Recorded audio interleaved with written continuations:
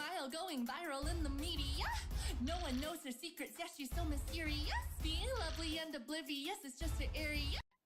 うなるぜ血泥ついたて守りたい革命移動中だって君にも注意暗闇染み込む世界で見つけたセンチメンタルな恋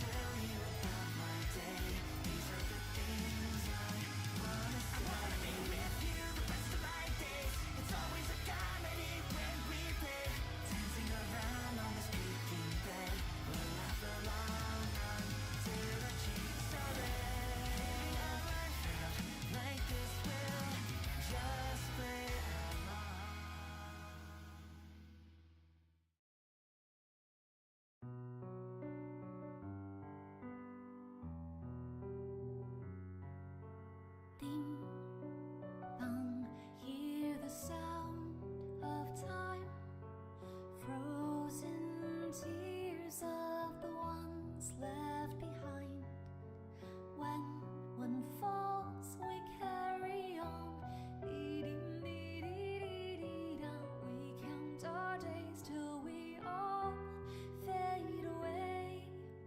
Dim dim da da da dim dim da da da dim da di dum. Dim dim da da da dim dim da da da dum di dum. Tomorrow comes a brand new day. We look to painted skies where I long to stay. Clair obscure, though the future's blurred, we will march ahead. Clair obscure, let the world be cured from the sorrow and dread. Clair obscure, though the future's blurred, we will march ahead. Clair obscure, let the world be cured with our hands stained in red. Oh, clair obscure, where we live, well acquainted with pain, lost but not forgotten nor in vain.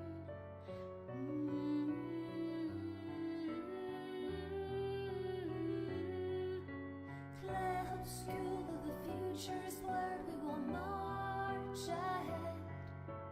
Clair obscure, let the world be cured from the sorrow and dread.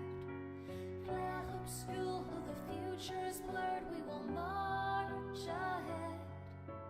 Clair obscure, let the world be cured with our hands stained in red.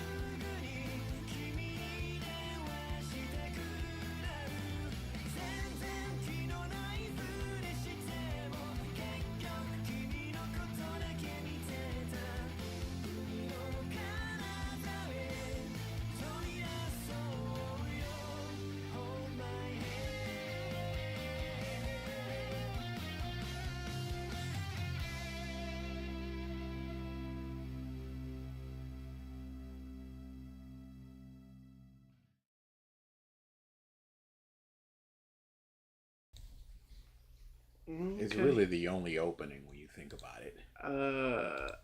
There's many openings. I've thought about it. Nah, that's fine. Okay. They should have did a Hunter x Hunter where it's one. I love what they did with Hunter x Hunter. It's the best. It's the opening, but the first couple episodes is the first verse, and the next is the second verse. That's so good, and they should have done that because nothing matters but Don. But that wouldn't have been the very first opening. Was Don the first opening of GT? It was the only opening. No, they had another opening. No. Okay. Did they? They shouldn't have. More DA power scaling? That's got nothing to do with me. Literally in your name. Mark put out a Don video. That would be nice to know if DA had ever read or watched Don. I'm getting to it. Hello? I've got a lot. Not anytime soon. I've got a lot on my plate right now. First, you got to get done with your art, and then we've got a many because reasons for a very short thing. I forgot what it was. But I can watch Don while I'm doing my art. And then you've got we got a Naruto because reasons. Plus, I've got my 2 things that I need to do. Yeah, no. But next month it's gonna be bad because I'm gonna be out of town for 3 weeks out of that boy. Are you 3? I got Otakon, we got the trip, and I got Matsuri. Crazy. So it's gonna be a light streaming week. Yeah. Oh Unless no. we do it, we're not gonna be able to do something. DSP month. That. No. Calm down.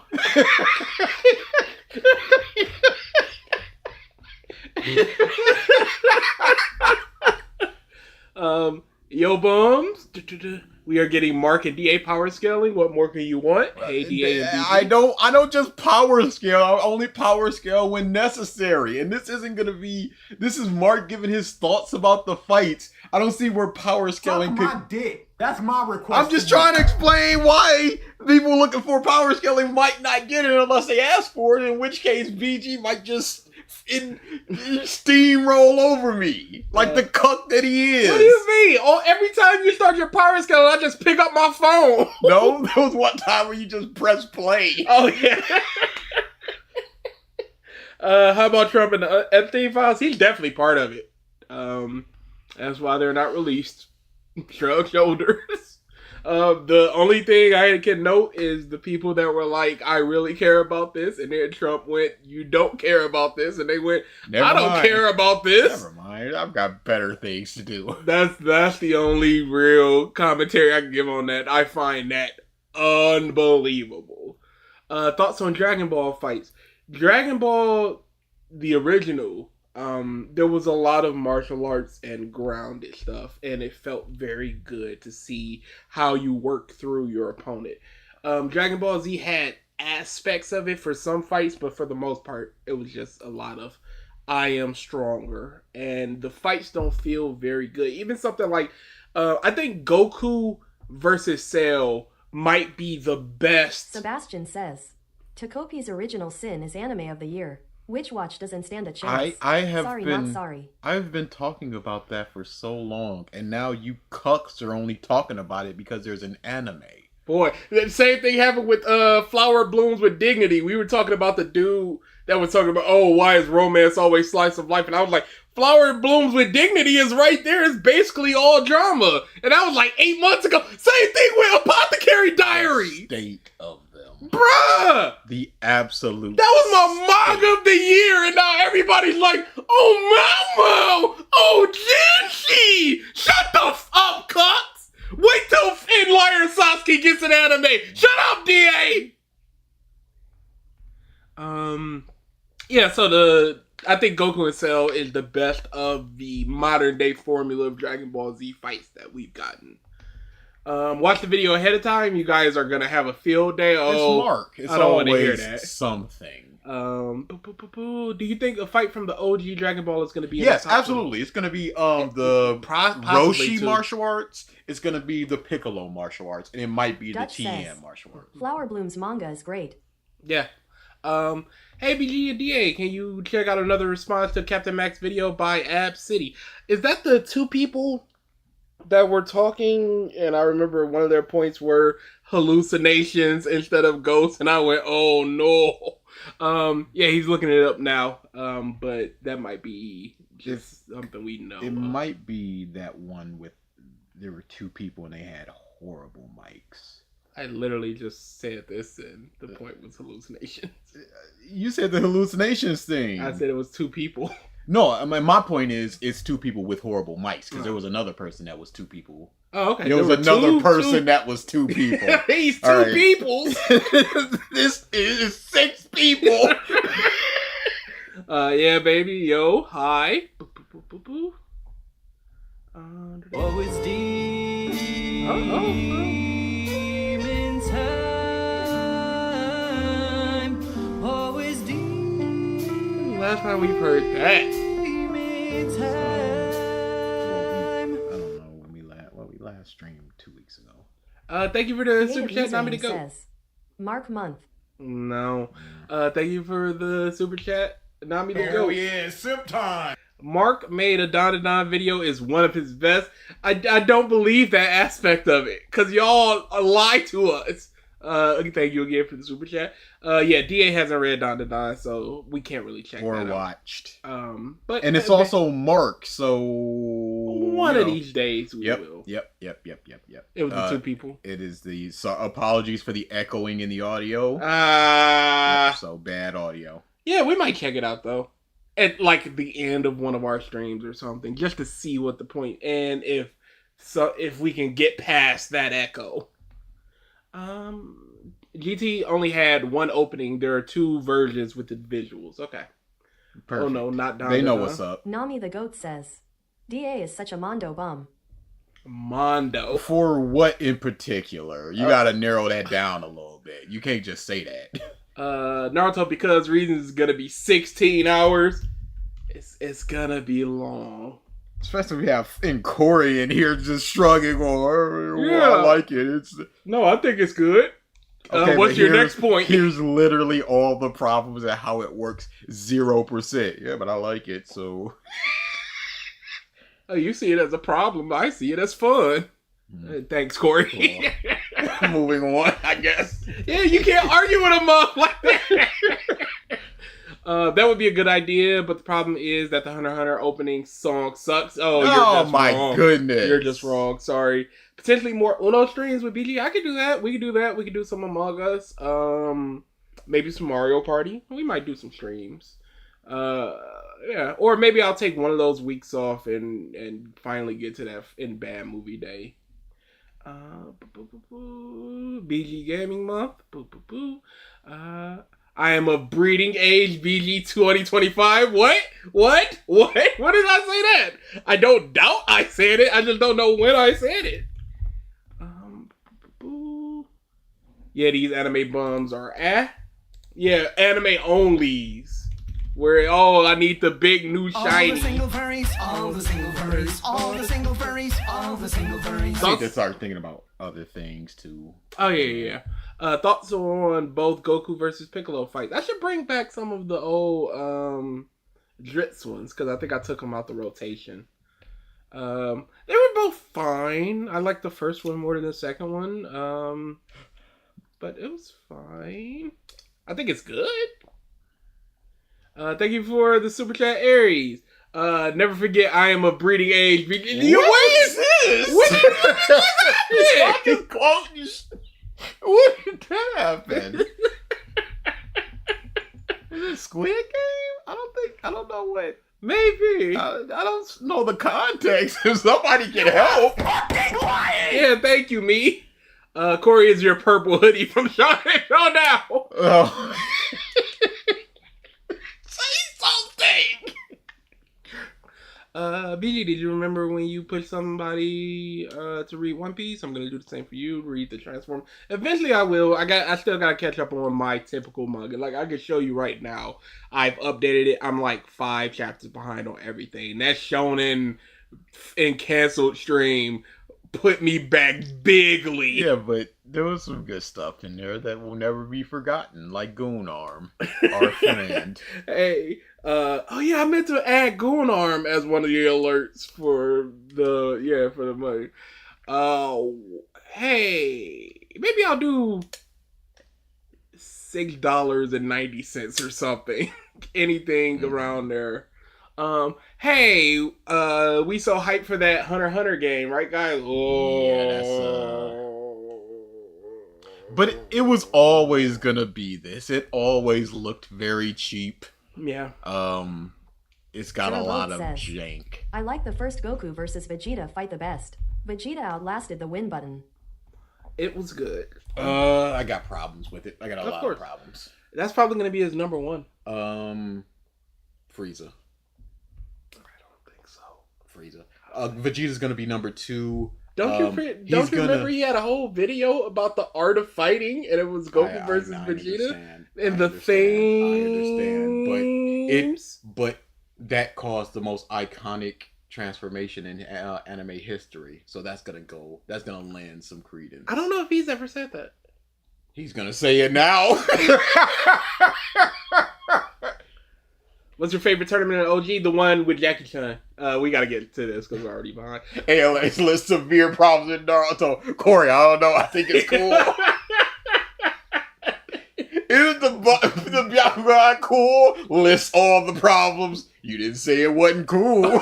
Yeah, sure, it's cool. All right, good. All right, then. We're in agreement. What's the problem? 10 out of 10. All the problems are in Shippuden. We all... Yeah, motherfucker! That's your Putin problem. For you. Oh, this is gonna be... Aries Queen says, Gohan versus Cell must be in at least top 5. Oh, yeah. Is mark we are taking about. Maybe but top 3. I think he's going to... Because based upon the DBZ versus One Piece, we know he likes to play both sides of the field. Yeah. So his top 5 is going to be diverse. The better question is... So it's going to be Z in there. It's going to be a Dragon Ball in there. It's probably going to be a Daimao in there. And we might squeak Nova Shinron versus Goku. I was going to ask if there going to be any Super in there. It might take out Nova Shinron, put in Jiren, Goku, 17, and Frieza. I'd say hit Goku. We'll see. I don't know his criteria. Yeah. So we'll see once we've seen him add criteria and then go, though. Yeah, but I'm Mark, so. What's up, Gabo, Hope, Shrimpo, Blank Canvas, Dutch, Victory Greymon, Love One Piece, Blaze, The Real Mr. Impossible, Sebastian, Deku Fanboy 101, Racketeer, Aries, Gamer, Jay, Meme, Jerobo, and Alfonso. We are getting into the top 20 fights in Dragon Ball history by our boy, Totally Not Mark. These are the 20 best fights in Dragon Ball history, according to me. From this mother. Where does he come from? What, Mark? From early Dragon Ball with Kid Goku to Dragon Ball Z with Goku, with Vegeta, Frieza, and Cell, all the way through Dragon Ball Super with Goku Ain't Black. No way you hitting Goku Black, There's no my way. dude. And even some Dragon Ball Diamond. He didn't mention GT. That's crazy. My goodness. Music used, Daima OST. He really hates it. Covers used. You can see them on screen now. Dun, Goku. Yep. No Don. Oh, man, f you. No, Racketeer Man, says, f you. Hikey, the only fight from the original DB that will be here is just the Piccolo fight. Which one? No. Yeah. No, it's Impossible. Jackie Chan. Jackie Chan is possibly the best fight in it all. This video is sponsored by me. I drew these designs for posters, shirts, you name it. I like that. I like it a lot. I like it a lot. Channel and look sick doing I it. think that is one of the best. I'm going to avoid copyright. Yes. But the people know what this is. We Go know, back to Mark. the full. This video is sponsored. I would buy that shirt. I would buy the black. I might buy the black. This is actually very, very good because the ones on the left are pointing to the left and bottom right that is actually a very good design. Yes, this is a very good shirt. This is a very good shirt. TotallyNotMarked.com. Link in description. Over the last month, How much is it? Yeah, I'm about to say if that's a 20 ball. I might throw our boy a little something. 30? 29. That's close. I don't know. That's I don't close. like Dragon Ball that much. I like the shirt though. I really like the design. Yeah, I might just buy it. Corey would like that in Naruto inside. Oh yeah, with some colors. Yeah, I might buy this. Chris the Chilled says, "Funny, I just tuned and got with a Dragon Ball. YouTube is weird, I tell y'all." It be like that sometimes.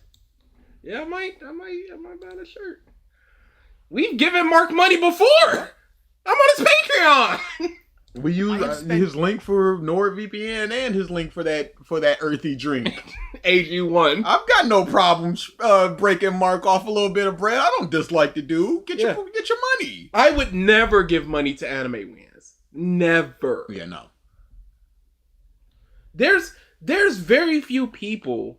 When we say in the beginning of our videos nothing against them, we mean that. Mm-hmm. I don't wish harm on Mark. I want Mark to succeed and keep going for as long as he wants.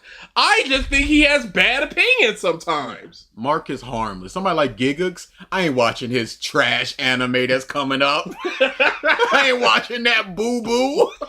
I want to see ice in the toilet. Doodle right out the butt.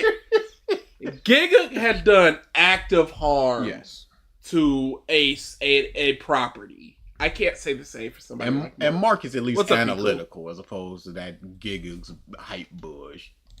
countless hours ranking every single fight in Dragon Ball history, all with the express goal of creating this very list I will share with you today. When ranking Dragon Ball's greatest fights, it's tempting Nami to the focus Goat on its says, flashiest OMG, transformation. the new Demon Slayer movie is the biggest pretty, can't wait for y'all to see Snake Hashira flashback. Oh boy, they're gonna animate that, aren't they? Arfing. Jizzing Of course over this. They're already like, hey, it's made already $3 billion in Japan. Imagine once it hit America. Okay, shut up. I don't give a Who cares? I don't care how much money you make. 5,000. And then what's funny is I For was just watching the still unnamed which wins is worse series thing, and we looked at his Patreon. There it was at like 4,200. So in like 4 months, he's gotten an extra K. Nuts. And the coolest Racketeer moments that says, spring to mind. BG, you don't understand. When you disagree with someone's opinion, it becomes on site. You're too soft, too woke. I guess so. But for this list, I've made my picks based on character, how they advance the story, and in the case of some of them, how they've changed me and the world of anime forever. Shouldn't you and the world of anime be separated? And that's why Goku turning Super Saiyan is number 1. Yeah, I can't Done. be part of this. That's it. I win. Yeah, you won, honestly. Each cuck.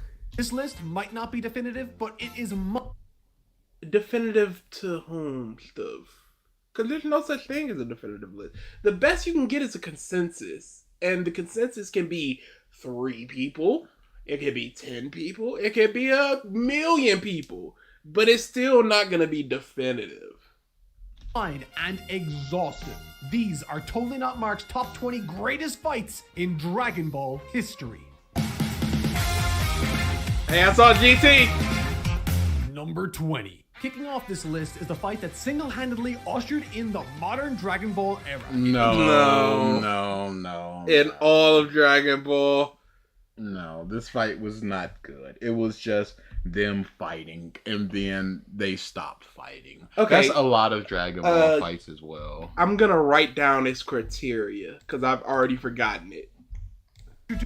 Character, how it advanced the story. I feel like there was a second thing. Character, how it advanced the story, and what it's done on its to. flashiest transformations and the coolest moments that spring to mind. But for this list, I've made my picks based on character, how they advance the story, and in the case of some of them, Okay, yeah, you were right. Yeah. Jesus. Don't question me with Mark. Character, how it advances story, how it changed Mark, How it changed anime. Eventually my world scene, and from its structurally ushered in the modern Dragon Ball era. It introduces the Super Saiyan God, offers an exceptional But Super Saiyan God is stupid. Yeah, big sucks. You just stand around somebody and they get the power?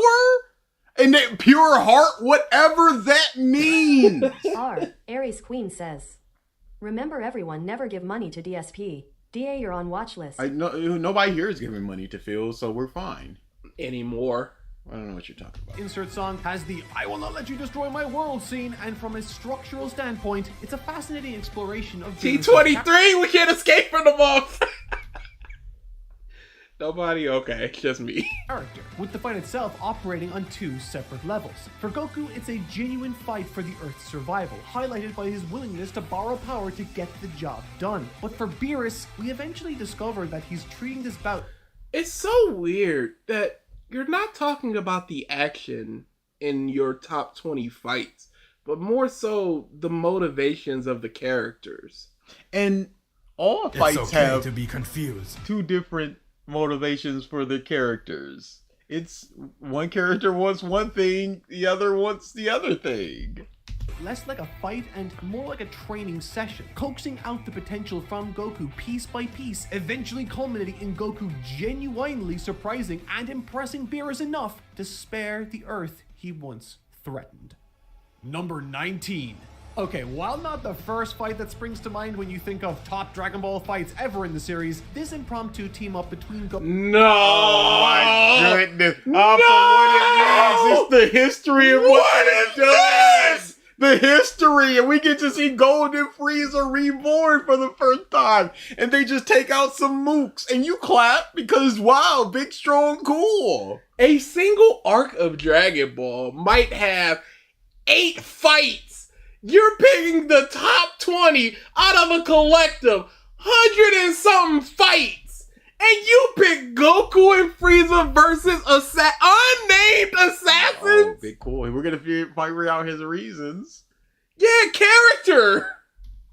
Goku and Frieza, upon closer inspection, for me at least, reveals a surprisingly great and far more important function than most would give it credit for. The smooth animation and sinister visuals certainly help this fight feel memorable, but it's what this fight establishes Frieza as that serves to enhance not only the value of this fight, but indeed what makes the entire arc's success and its breathtaking conclusion possible. Exceptionally. This is us going, oh, the Straw Hats versus the zombies. No, he said it established what Frieza is, and he doesn't say what Frieza is. I'm like, okay, let me wait until he explains what it establishes Frieza as. This is a bad shot. He looks off model. The eyes is all wrong. Entire arc's success and its breathtaking conclusion possible. Exceptionally underrated. Number 8. Crazy. Nuts! What a nothing fight. What did it mean? What did it do? 18. Vegeta vs. Broly is one of the most cathartic and exciting Vegeta confrontations since Android 9. Huh? What did it do? He played with them for a while and then says, the animation in these fights is so good it hurts. Ow, ding.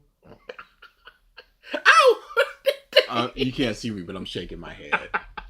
19 got a full factory reset, but that's not to say there's nothing to this fight beyond its stunningly gorgeous facade. Due to the nature of Vegeta's character, we rarely see him start a fight with anything less than full power, and even fewer where we actually get to hear his internal thoughts. While the fight feels thrilling, but why did he? This dude, you see that he is at least starting to match you. You go, okay, I need to ramp this up before he gets too strong and kills me. No, Jay, y'all abused it. It's gone. Are due to Broly and Paragus' ignorance of Vegeta's true power. What this fight does exceptionally well is communicate Broly's character traits through combat. With each punch and newly received transformation, we can see Vegeta start to struggle and Broly gets stronger and stronger as the seconds pass. It's bush, though! Yeah, it's bush, though, but that's not a character trait. For Broly, it is. Once he starts to start fighting, all he got is get stronger and get angrier, and therefore get stronger. But Mark is just looking at it as purely just straightforward. Oh, we're seeing things from scam. Broly's perspective, but he's not thinking about it as, wait a second, it just sucks that this dude who has no formal training versus this dude that has been fighting all these people, growing in strength, leveling up, training with gods for years at this point, with godly knowledge and energy and ki, and this dude is matching him within minutes? Oh, but it's cool because we get to see Broly's character and perspective. It's just he's not thinking of it mechanically. He's only thinking of it in terms of what it does for the story. Pick on by. What begins as a casual warm-up eventually swells beyond the scope of his own abilities. It's fun, it's creatively interesting, and services both combatants' what's respective creatively interesting? characters perfectly. When does a fight not display their characters perfectly? Well, I guess Gohan versus Super Buu, but what is Gohan's character at that point? Verse 17.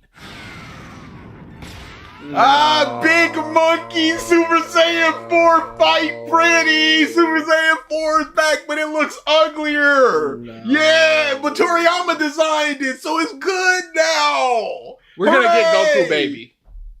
Racketeer says, Maybe. Goku versus Brawly in Super is better than this solely because Brawly knocked out Goku by dragging his face across ice and wakes him up again within the same instance. I will not elaborate further. That's all you needed. Okay, maybe that shirt is not worth my money.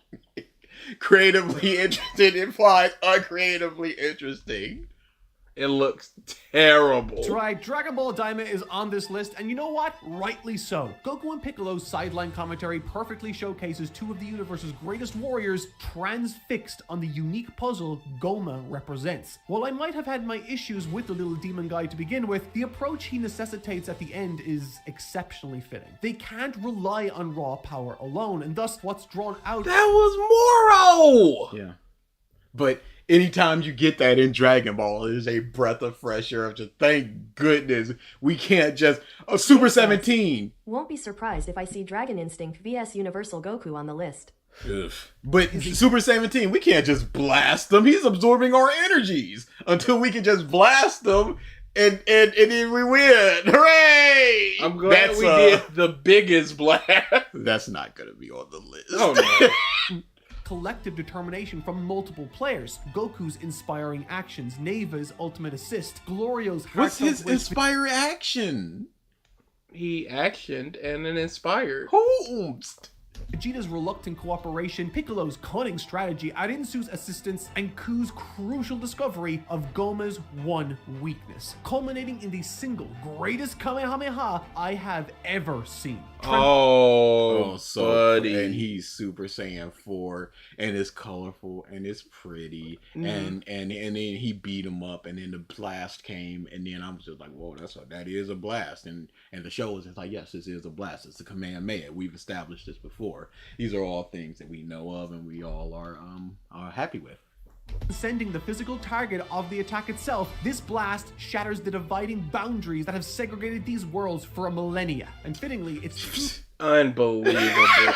It was so strong, it shattered dimensions. Yeah. So it is the greatest Kamehameha. No worrying about. Mark is, at least just when it comes to Dragon Ball, he is a child. He loves these big blasts, and there's nothing against him for it. It is who he is. The Mark Flash.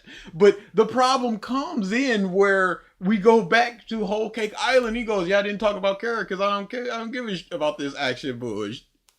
But it's Carrot, and he's just going, shattering dimensions coming out. Oh my goodness! He is a kid smashing figures together.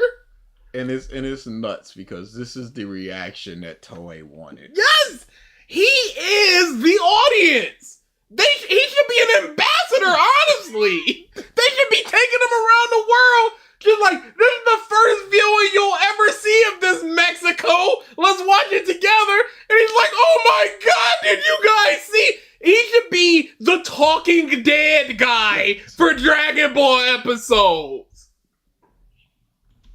Goma's defeat that Dragon Ball Daima reminds us that the greatness we seek in times of uncertainty can indeed come from the most unlikely of places. GamerAth5 We says, seen that. can't wait for Yeah, Goku Ruby. versus Superman discussions to bring this up only for Goku to lose for a fourth time. Hopefully it doesn't get ramped up again. Had it not been for them attempting to terminate his channel, he might have actually worked for them. He would work for them now. Yeah. I have no doubt. I mean, I would work for him. Give me money. No, you would bankrupt them. They're not looking for a you. I They're looking. I can put it on. I can be whatever you want to be. Yeah. Hey, just point me to something and say you are hyped for this. I'll get hyped for it. No. I had arguments for Fairy Tale. Let's not forget. To the point where it was like, no, it's imperative you know this is trash. Yeah. And I was Sakori going, you got a big fire punch. Oh my goodness. Ew. Why did I do that? Because it was fun.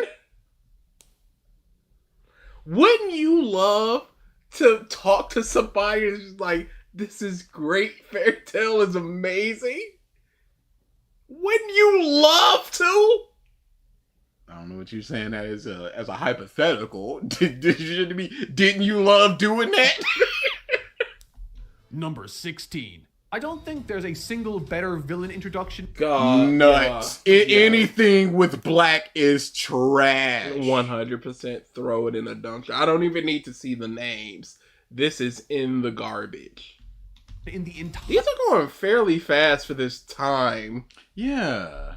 Oh, there's gonna be some chunky ones in there. It has to be. series than this right here. What this outing might have lacked in visual fluidity, it more than made up for in its Pause. establishment. Energy Slash? We're fine with this. Why wouldn't you be? Why does he? Aries Queen says, you like Fairy Tale and read One Piece. Argument defeated. Oh, and Triggs. Yeah, I wouldn't buy Triggs merchandise either. Yeah, no. He blocked me. But does the slash make it stronger? Does it make it sharper? Are you not able to do a sharp beam by yourself? You are. We've seen this in Dragon Ball. So what is the point of the energy sword slash? Cool, that's all. Isn't that enough? Would you buy T23 merch? That is a good question. Yes, if there was a Goku that I liked. Or if he saw a picture of me and made an OC Dragon Ball character out of it, I might buy that.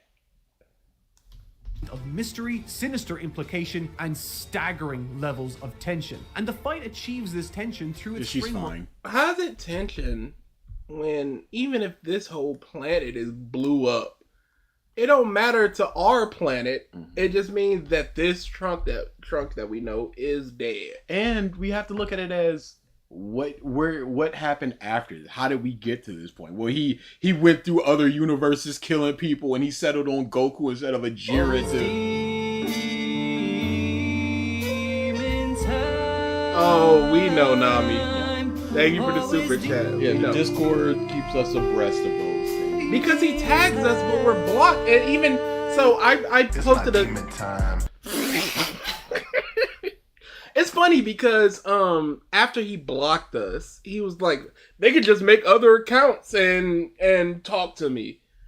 And I used one of our other accounts and went, stop, you shouldn't be tagging us because we're blocked, so we don't see it and we can't comment. And then he blocked that one too. That's what's up. He said, so the YouTube, they came out with that policy of just like, hey, these things are gonna be listed as demonetizable, blah, blah, blah. It's really about AI and spam and that type of stuff. But a lot of people started thinking it was about reactors.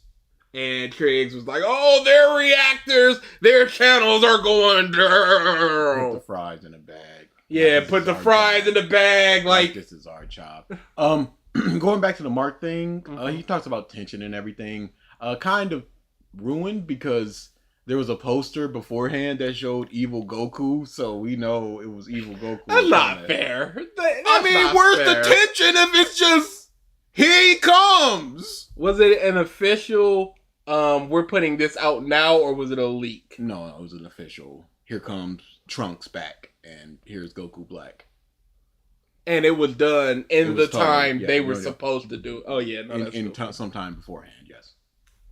And structure alone. Unlike the vast majority of fights in this series, which resolve through the defeat of another, this opening bout between Goku Black and Trunks has a very different winning condition: stay alive and escape to the past. It's a creatively... But isn't that a lot of the Frieza Namek arc? Yes, pretty much get away because we can't win. Wasn't that Kid Buu and Goku and Vegeta, where it was take your time to charge the Spirit Bomb or charge up back to Super Saiyan 3? Jirabot says, anything with Goku Black is bad. Black is B. S and everyone fighting him seem incomplete. Vegito felt like spoiled milk. Yeah, it was not great. And he shouldn't have had that same outfit. Lots of super so far. Near the bottom, as you can tell. Goku Black was shown in the opening of the episode he was introduced. Is Mark just picking one rep from each arc? Impossible. Novel and deeply effective introduction to Goku Black as this unstoppable specter looming and watching from afar, while positioning Trunks as an out of his depth but tremendously heroic figure for his timeline. Number 15. This is an incredible fight, but what elevated it... Wow! What? Wow, I thought this would be higher. Did I not just say this is this is probably the best of modern Dragon Ball we got? And this mom got, it ain't even top 10, bro. What are you talking about? 14 is number 14. Yamcha versus the Cybermen. It created this iconic panel that the memes. Oh, shut the up! Why is this fight so low? I don't know. It's a scam. It is a scam. This list for me was less the stunning choreography and instead the implicit subtext of the clash itself. Yes. This one isn't about the fight. This is about the subtext. That's so where... This is 4 spots better than Frieza and Goku versus Mooks? Aries Queen says, here a sentence I learned trough watching ALX. Let me reiterate the Arthur said you need to be adjective and do some self-inflection. Big ups, Triggs. He's so dumb. From the build-up to Goku pulling out all the stops in record time to the confident grin he brandishes after voluntarily surrendering to... I just joined and I'm already pissed off. It's crazy. This is such a good fight. Yeah. I'm shocked this isn't at least top 10. At least. This fight dunks on Gohan versus... And you know for a fact Gohan versus Cell is going to be top 5. Oh, I'm getting mad! Oh my god! Because it's fairly even. We get to see them, the choreography, it's a lot of stuff in here. And some of the best camera work they've done. Ursel's like, you ain't going to... He's still charging! Why is he still charging? He's not good. He will destroy the earth! You know what? Whatever. What? That's like 4 syllables in, Goku. You understand, right? If you play, you need to stop doing now. I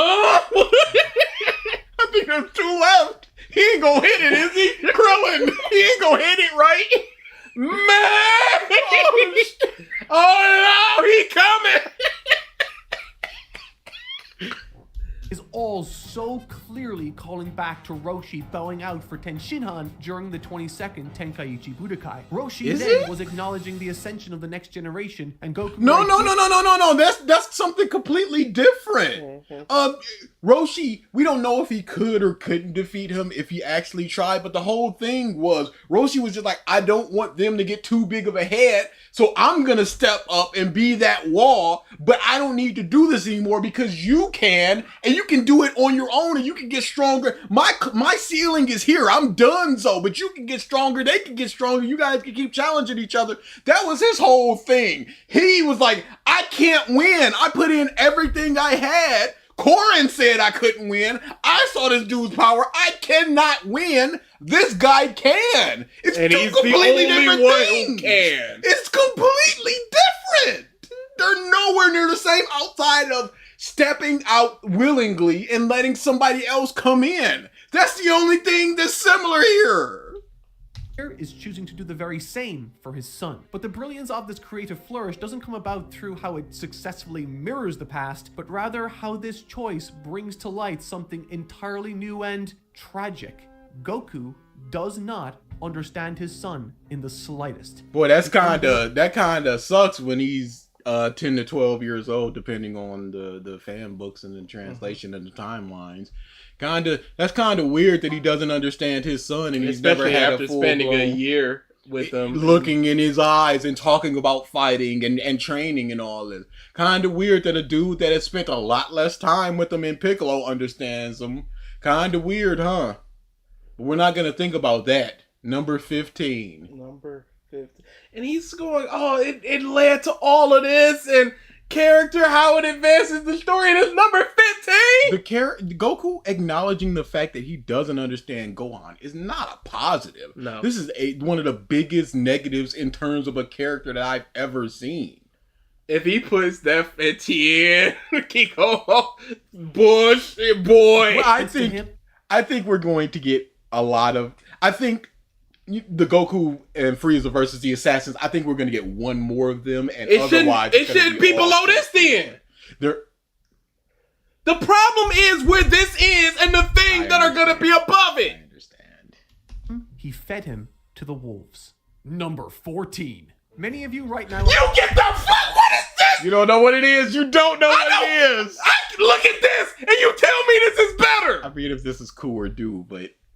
are probably thinking I've lost my mind. Oh, no. He's wrong. No, this bush. Hold up, wait a second there, BG. Play. Nah, you was on it. You had it. Well, no, your whole thing was, oh, it's Daima, it's this thing, whatever. But I, having watched enough Daima, can go, there's some good stuff with Ku and Do, but this ain't it. This was a funny fight. Ari, shut up. But it's not beating them two. Goku and Cell. I just needed to see Number 14. this month in frame right here to know this was trash, whatever was coming next. You don't like inverted Golden Frieza guy? Majin Do. Right now, but you have to remember, I'm not rating these based on how Divine hyped the Instinct fucks of the other- Goku, Ultra Essence Goku, True Divine Essence Goku. All these philosophical words for buff men who scream and punch at each other for 20 minutes every episode. And then he goes into this one and it's just like, you know what? It ain't all about fighting. It ain't all about the punches. Sometimes it's just about entertainment. It's like, well, this list is kind of That was never part of the thing criteria. But no, it showcases his character. Thank you, My Ordinary Life, for the super chat. Many of you right now are probably thinking I've lost my mind by placing this higher than Somebody literally said in the chat he lost his mind.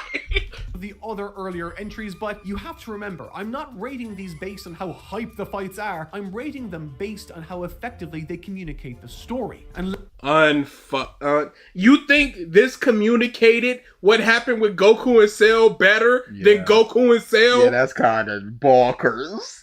That's kind of... He put everything he had in that Kamehameha and realized he ain't have the juice, and he backed out. And it allowed... He told Gohan, like, you saw all of his moves and stuff, so now you've got that knowledge as well. I went in there blind. You got that knowledge now. Plus, you're stronger than me. God, bro, I'm so mad now. What you do? let me tell you, Hey, yo... This didn't even get a funny name as the title. effectively, it does absolutely everything right and then some. From a plot perspective, this fight Then he has to put the Shinran on there because it effectively tells the story. So you would have that also implies that Goku versus Cell didn't, or this did it less effectively. less effective, or this has something more. If all things equal, this has better animation, so this gets the point ahead. facilitates the introduction of a third party, and through doing so, injects a brilliant element of chaos into what was becoming a very predictable format. It beautifully establishes not just Doo's character, but additionally exposes the true value of Majin Ku as a strategic, intellectual, and compassionate persona, while managing to somehow create truly awesome, novel, and You know why this is, Mark? Because this is basically your introduction to these characters, as opposed to Goku, who you've known for decades. So you can't showcase his character as effectively because this is not his first outing. Jay says, Shiatsu versus Nappa should be number 1 because it effectively tells the story. If we're going by that criteria, and poor job, Robot Lady, poor job. Yeah, the spelling. inventive action sequences that manage to toe the line between comedic and genuinely thrilling. The way Doo's Majin physiology informs every aspect of his fighting style is exceptional. The way his youth is brought into focus by literally discovering his own powers through combat is exciting. And the dynamic that's established between these two brothers is easily one of the best parts of the entire series. Number 13. This fight is a fascinating... What? Bro, I'm about to quit. I'm so dude. This is so weird. This wasn't mad. a fight. I'm so mad. This wasn't a fight. Bruh, what is this? I can't. Why? I can't believe this. Duper Veggie versus Handsome Cell. Nah. Aries Queen says, to sket dance or to skeet dance? That is the question. Trash right out the bag. Doo-doo right out the butt. Doo-doo right out the butt. This doesn't make any sense. I don't want to even hear this bullshit. Look at how ugly Cell is. Obviously in between frames, but come on. Is he taking the piss? Is he? I don't know, dude. This doesn't make any sense. deconstruction of Vegeta's character. Okay, all right. Happy Mark Day, everybody. We're out. We're good. Yeah, I think we're good. Yeah. Y'all had a nice 40 minutes. 40 minutes. Yeah.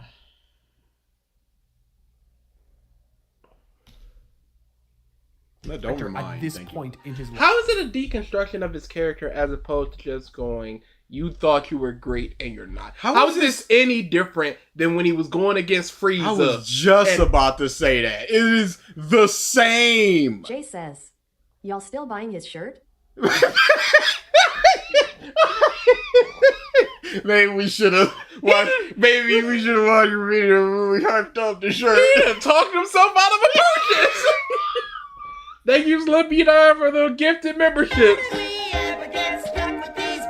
Devil Elf, Cow, Love One Piece, Gavin, The streak Balance continues.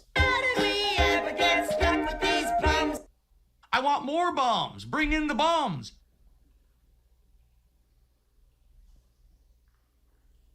Slipped in our boy at the end there. Split across two Judge sections. Says, if Goku versus Tien isn't on the list, I am gonna crash out after these picks. Bruh, these are... This fight contrasts utter ecstasy, narcissism, and egotistical fantasy against a cruel and disappointing reality born through willful delusion and through the profoundly cold neglect of his own child. Okay, everything is... Well, okay, he talks about the Frieza. Despite his rebirth on Namek, Vegeta as we once knew him never truly returned. Okay, no, never mind. He wasn't going to talk about the thing that happened almost exactly back over on Frieza. The anger that once drove him his entire existence is gone thanks to the power of others. The Saiyan Prince then is left with two choices. Find out who he truly is, or relapse into the same anger that put him into the dirt in the first place. And that's what this fight is for me. Despite the physical... When is it ever I need to fight or else I'll relapse? What? How do you interpret that? This is the man that took until like CP9 to get Zoro. That's crazy.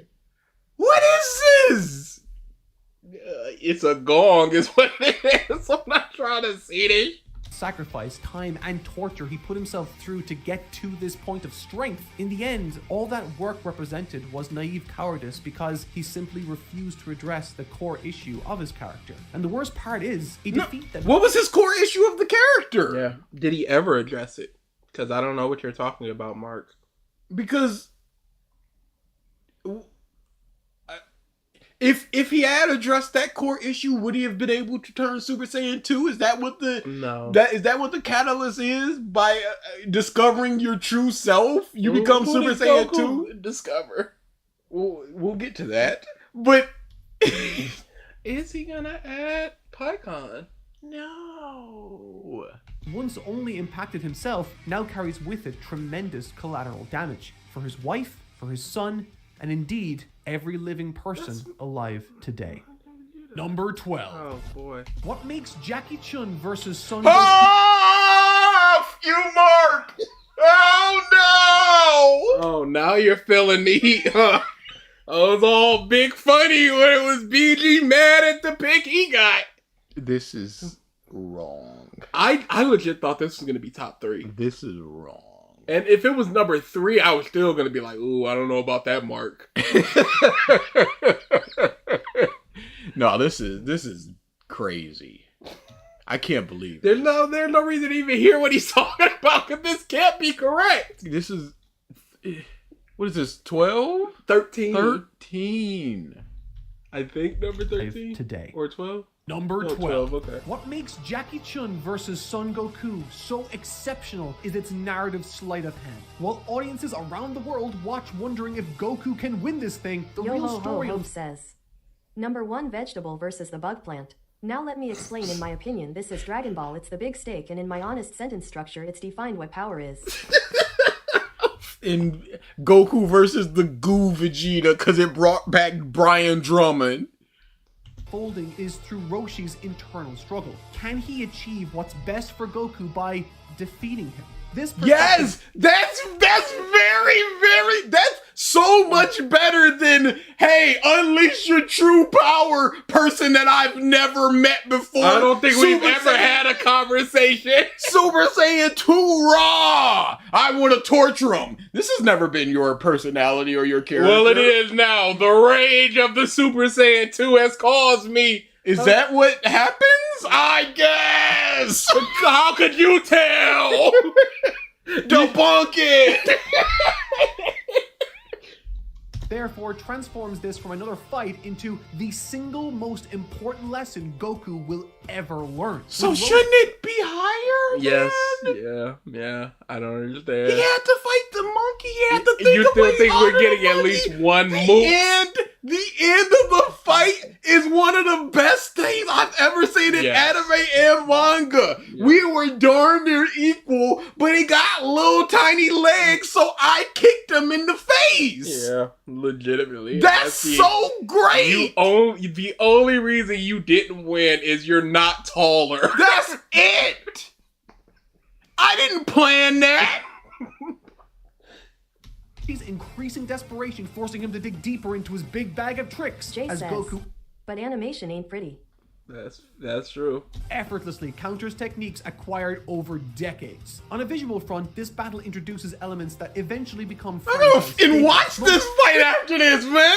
It's going so good. Notably, the beam struggle, but it's Toriyama's spatial awareness that truly shines here, with the tournament stage effectively becoming a three-dimensional playground upon which jumping, flying, lunging, spinning all feel purposeful and innovative. Heck, the moon's appearance here It's forces- such a good fight. You better have just as much to say about number 11, and it better be worthy of being ahead of this. the fight into unexpected territory, creating Toriyama's first major mid-battle paradigm shift. But most importantly, it strips both fighters of their absolute limits, setting up the perfect philosophical conclusion, the fight, and indeed, the lesson. Roshi's victory comes not from superior technique or strength, but from basic physical advantage. This ending crystallizes the lesson he desperately wanted Goku to learn, that no matter how good I'm you legit think you gonna are- watch this fight after this because I'm so mad because it was so good. Oh, BG, you're so mad about This isn't fair. Yeah!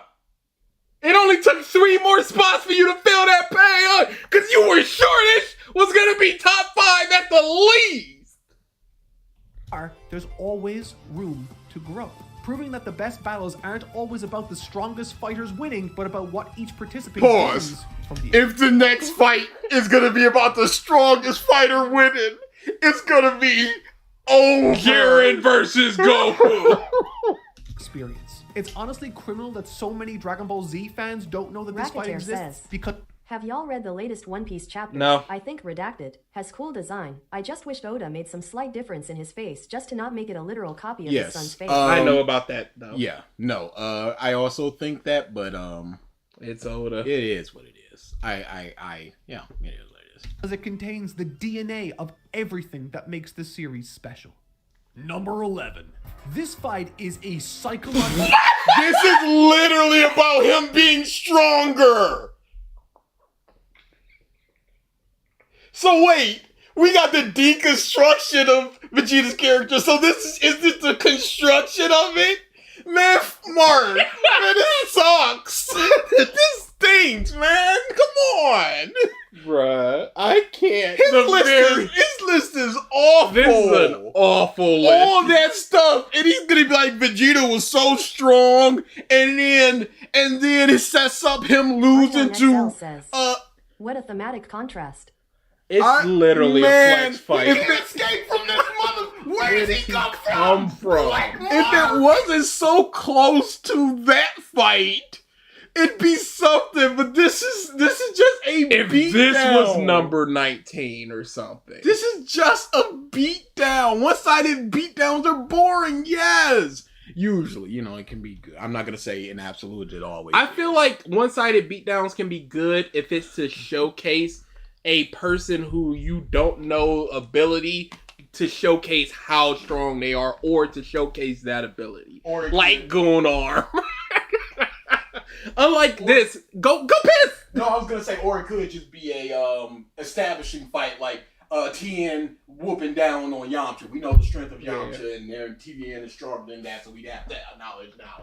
But for something like this, we know what Vegeta can do. He's just a stronger version of what he can already do. So that's not as satisfying. It's not like the Straw Hats going against the New Fishman Pirates, where we get to see all their abilities. Or even when they get back to Shaba Odi, that type of thing. This is, hey, I am just here doing the same punches and kicks I've always done, and here's a blast. And the blast is a big bang, and it essentially is just the same as a Galick Gun, except it's a ball of energy as opposed to a beam.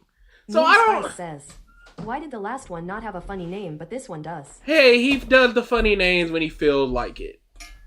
And this wasn't one, and the last one wasn't one of them. This one is. He ran out of time. He couldn't think of one. Masterpiece disguised as a satisfying beatdown, and I will explain why. On first viewing, this fight delivers everything fans expect from peak Vegeta. The Super Saiyan transformation, the iconic one-liners, the devastating new techniques, all wrapped in delicious dramatic irony. The androids have no knowledge of what transpired on Namek, no understanding of how much Vegeta himself has grown, making their overconfidence deeply satisfying to witness. But this fight takes on entirely new life upon second viewing, revealing layers that most Dragon Ball battles simply don't possess. What initially appears as pure dominance and bravado becomes... No way. He's reading deep into it. Yes. And that's what changed for... something far more complicated.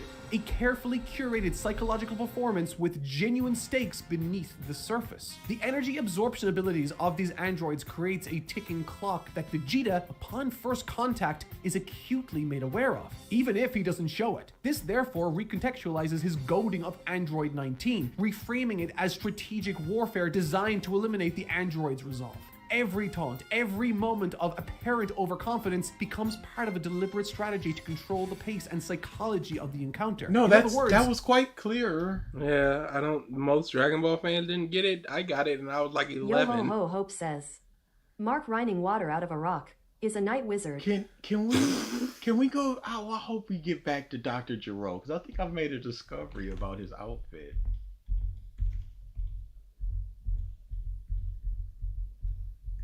The Super Saiyan transformation, the iconic one-liners, the devastating new techniques, all wrapped in delicious dramatic irony. The androids have no knowledge of what transpired. Look at 20's. Which one is 20? 19. Look at 19's pants and his and Jerome's shirt.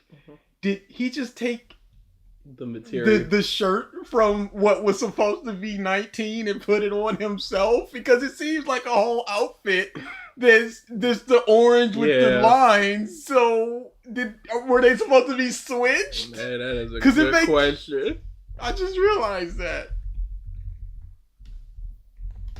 In other words, Vegeta forces his opponent to reveal fear while concealing his own mounting desperation. As the fight progresses and his energy drains, his performance only becomes more impressive. Having already proven to possess more power than they initially were made aware of, Vegeta leverages that fact, that lack of understanding, to present himself as even greater than he actually is. This, therefore, transforms the fight from simple but cathartic wish fulfillment into a fascinating Vegeta character study. Vegeta's tactical intelligence... What the is he talking about? This is no different than Goku's. I'm just gonna pour too much energy into you, Mr. Absorbing Energy. You can take my energy, but it's not gonna matter because the amount of energy I have is so great. Operates on multiple levels: physical combat, energy management, yes, and pure Superman was a great movie.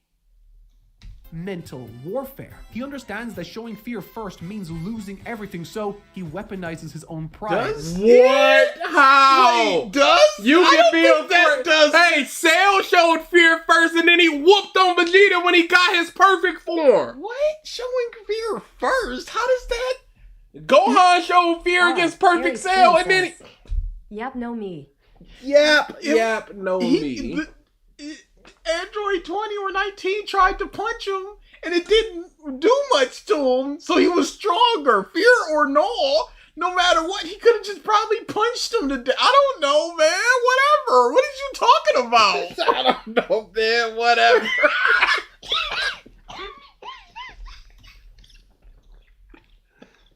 As both shield and sword. Number 10. Frieza represents everything Dragon Ball's philosophy opposes: the embodiment of unearned, individualistic power. Pause. But we didn't know that it was unearned until he said that he hasn't trained a day in his life. This list would have been more acceptable if it was a bunch of fight he personally liked, but no, you have to talk about some narrative presentation and some narrative deconstruction BS. Oh, I swear, when Gohan screams, "Move!" Bro. Come on now, man.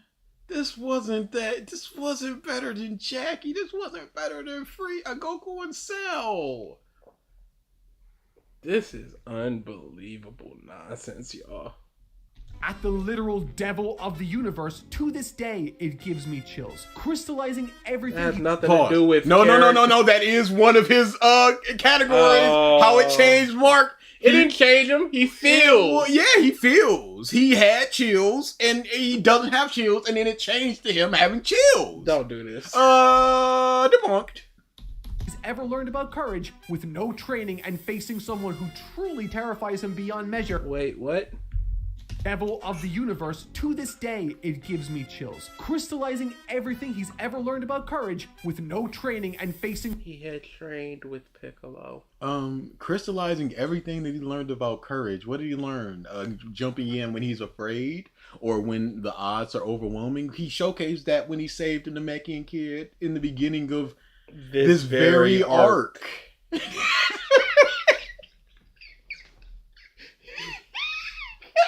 No, man. Whatever. Someone who truly terrifies him beyond measure, all Gohan registers is an obstacle. Okay. Why'd you have to point that out?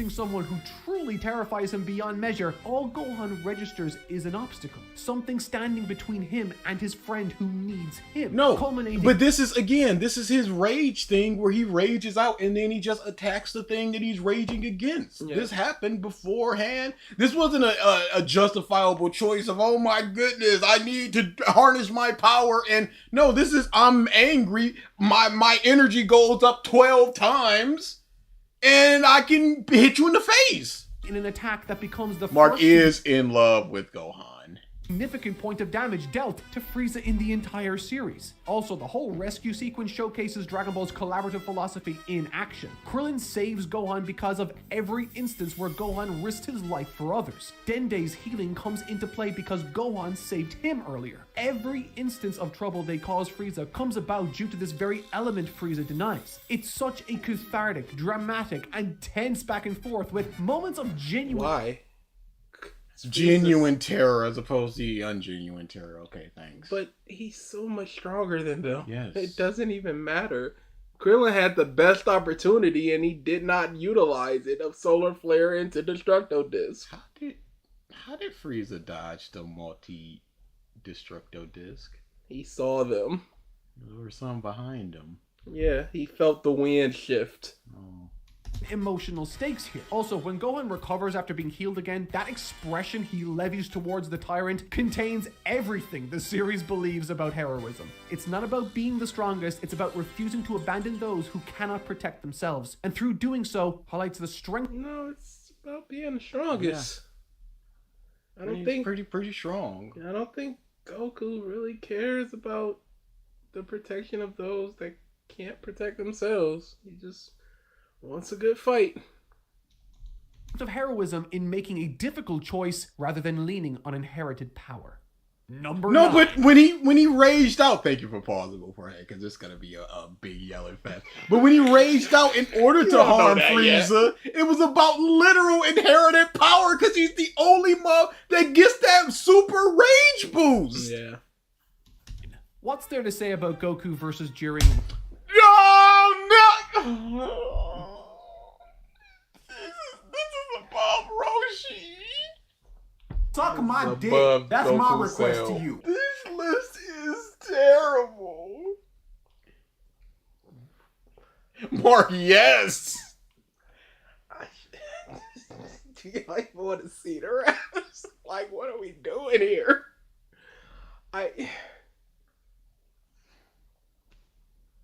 Is this all the way up to UI sign? Is that all the way that he's talking This is about? one, so probably when it's just those two, and or at least the first. Yeah. Oh. No matter what, no. No, big no. Not even the best fight in Hype this. Beast list. Oh, are we gonna get Beast? Oh, We better not. We better not. Max, y'all. If we get that, culminating in one of the most breathtaking special beam cannons that I've ever seen. if that's number like 6, I'm just seeing what the other 5 are. We're not listening to it. Yes, we are. No, we're not. We've committed to this. You will be here. No, I don't know how to end stream. I am done. You call me when it's time to end it. You entertain the people. You do whatever. You do your little tap dance. And then you Tap go, dance. hey, BG, it's time to end the stream. And I'm going to come back into my room to end this. I will go watch Superman again. I don't give a shit. Crazy bars. Round 1. Well, what strikes me most is how it functions as a perfect encapsulation of Goku's core philosophy through systematic failure, where most characters would approach Jiren with Aries fear. Queen says, "Are we going to get Rage Trunks versus There's Black? no way that I we're am gonna get that. so tired of him going. It's the perfect blank of the blank. nerves, or resignation, Goku treats him like a fascinating puzzle for himself to enjoy. His methodical He escalation made me through- so sour grapes with that 15th pick. Oh my god, I'm so mad. But you're saying that he's a puzzle to be solved, but none of these forms have an inherent strength over the other. God is not faster than Blue, Yeah. but weaker. It doesn't work like that in the anime. In the manga, it kind of does. but he's just ramping up. That's all that's happening here. There is no puzzle to be solved. It is, this guy can take Super Saiyan? Okay, can he take Super Saiyan 2? It's no different than what he did to Black or Trunks or Broly or anybody else. There is no puzzle. It's just, how much of my energy do I need to expand on this muff? Oh, he's all the way up to God? He ain't handling Blue though. Oh, he handling Blue? I don't know then. I guess now we can start the fight. Transformations almost feels like scientific. Red Ribbon Army is not showing up. Tao is not showing up. At this point, I don't even know if Piccolo shows up. Piccolo's showing up. Then Tien not. Both are showing up. We got pointing to the Goku outfit. versus Jiren 1. I know. And that's going to be the rest. That's going to be the end of the Dragon Ball representation. He's trying to be fair, Mark. Curiosity, slowly sliding the scale until he notices the smallest reaction. It's an approach of genuine excitement, and for this to be how the fight opens, suddenly the goalposts recede from can Goku defeat Jiren to can Goku make Jiren even move? Through each failed attempt, something essential about Goku. Hey, he's so strong. Remember when it wasn't it's just him so strong. And what is Goku gonna do now that God isn't working? Oh, he still got Blue. Oh, but Blue isn't. Is revealed here. His willingness to exhaust every option without frustration or self-doubt demonstrates a kind of mental purity that most fighters simply lack. He's No, not but thinking isn't that the same thing that Roshi did in the fight that was number 12? It's a guy having fun with fighting because he likes to fight. Winning or losing here, he's thinking about understanding C says, only. My favorite fight is when Goku got big strong and started punching extra hard. You know what? He did get big strong and start punching extra hard, and then he turned red and got some kind of a new stupid looking form that was better 20 years ago. But we're not talking about that. And this mindset becomes It's so bad that Super Saiyan 4 in GT is the best transformation. Still. And Daima's Super Saiyan 4 might be 4th or 5th just by changing small elements. It's crazy.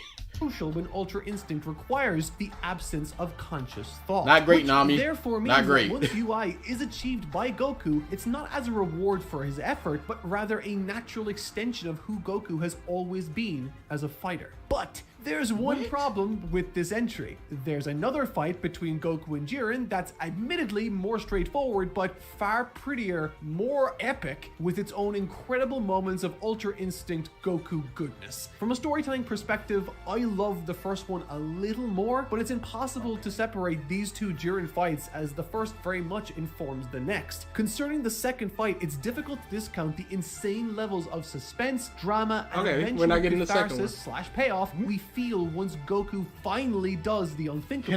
Can I ask a question? He likes this one a little more, but this is number 9. No, I don't think that one's gonna be on here. No. If he likes this one a little more, that means that it should be number the second fight should be number 11 or something. No, I don't think the second fight's gonna be on. No. You're not understanding me. He likes this fight a little bit more. So let's say why isn't it on it? Yes. Yeah. It doesn't make sense that the second fight isn't number 11 because it's just this one's just a little bit better than the other one. Gods all stand up in unison. Whis smiles and Goku. No, bro. You can't. All they've done is said that ain't nobody done this before, and then he just does it, and you're like, everybody looking like, dang. Look at the respect they've given him. Beerus in crowd just like, I didn't respect you, bald man, but great showing. What did I do? Nothing. I died. But Jiren achieves a power stronger than that without Ultra Instinct. So is that not worthy of respect? Who finally unleashes his might onto Captain Boring over there. In the end, I still prefer the first fight more, but on a different day, I could easily see myself deciding to put this second bout in. This was zero about character. It was just what it represented. This stinks, man. 8. I do not want to hear a single word complaining about the placement of this fight on this list. This underrated fight. I would be good with this as a top 10 fight if the rest of the list wasn't so trash. No, not above Roshi. No, that's what I'm saying. If the rest of the list wasn't so trash, Roshi should be top 3. Goku versus Cell should be top 7 at the lowest. This is strategy. Yeah, if this was number 9 in a good list, I wouldn't be like, oh my god, what are you doing? I'd be like, yeah, okay, I can see that. There's actual things. Yeah, I don't see it with the rest of this going on, because we're still... The episode before Goku turns MUI was really trash because they just repeated the same scenes and even had the... and even from the opening, MUI Goku versus Jiren is overrated. Yes, but that's a lot of Dragon Ball fights. It is the big pretty, and all you need to say is just, oh, look at the footage from Mexico, and they're all hype, and that's what this does to people. That's all people care about. The words that this Mark uses is so aggravating. Do we even need to hear this one? I'm good for a cooldown. We can just play it. We can just steal this. It delivers more story-altering revelations per chapter. But they're bad, Mark. But they're bad. I'm a saying, and you're my brother. It means not. What changes if Raditz is just some guy instead of his brother? Yes, nothing. It don't mean that I'm your brother. He could be lying. Goku we don't know if he's lying other than because of son of Bardock or whatever. I don't even know if Vegeta rocked up like your brother was a piece of he just went Raditz sucked. I don't think he even confirmed Yes, Goku didn't care. And Raditz doesn't care about him as a brother. I have brother. That is a deep cut. Their battle in the series' history, reinforcing Goku's alien heritage, establishing Gohan's hidden potential. No. It doesn't reinforce. It establishes. Yeah, because we don't know what this means. All it was before was, dang, this dude can turn into a monkey. He weird. But then you got bird people walking around, so it's just like, all right, they're just weird people in this world. Yeah, the dog is mayor. He's green with antennae. There's just some weird stuff going on, and we're not like, oh, what is Goku? What is Raditz? The Desert Bandit's best friend is a flying talking cat. Yeah, if we're talking about all these revelations that needed to be come forth because they were set up, where's the revelation about the dog people outside of Dragon Ball Kakarot where they just go, yeah, it was some kind of disease and then or a drug or something. Raditz is so irrelevant. Boy, I was going to say people aren't even going to bring back Raditz, but people are going to bring back Raditz because people are going to bring back everybody. They want them back so they can see what the people that are important have become, and they can get that interaction. That's all they really care about. Capacity for growth by teaming up with his most fierce adversary in Goku, and of course, the looming Saiyan threat to name but a few. This is a fight that's packed to bursting with content. Even the scouter technology that this fight introduces, by the way, becomes both an invaluable expository device as well as a strong thematic statement for the series moving forward into the cosmos. Those who reduce strength to numbers become blind to collaboration, technique, sacrifice, and the true source of strength itself. And that's clear in the battle itself. When Raditz dismisses their individual power readings as weak, he finds himself repeatedly cornered by the combined efforts of refined techniques. In other words, it was his power went higher than it was before, and he went, who's a what? And then he got grabbed. It's intentional. It's a miscalculation, sure, but it's also a sophisticated piece of narrative foreshadowing, emphasizing the very fatal flaw that ultimately leads to Vegeta's defeat. There's an argument to be made here that this is one of the most pivotal fights in the entire series. It connects Goku with Vegeta. No, I would say it is the most pivotal. Gohan with Piccolo, Goku with King Kai, and Raditz with, I don't know, Gohan's head. Also, Goku dies. Ah yes, the series isn't about power levels after this. From beginning to end, this fight doesn't have a single dull moment and serves as our first taste of what Goku's weaknesses are for the looming Saiyan invasion. Everything about this is brilliant and might be the single best non-climax fight. What's his weakness? Because he spared Raditz and he was betrayed for it, but he never offered... No, wait, he did offer that to Nappa. Yeah. So what was his weakness? Offered it to Frieza.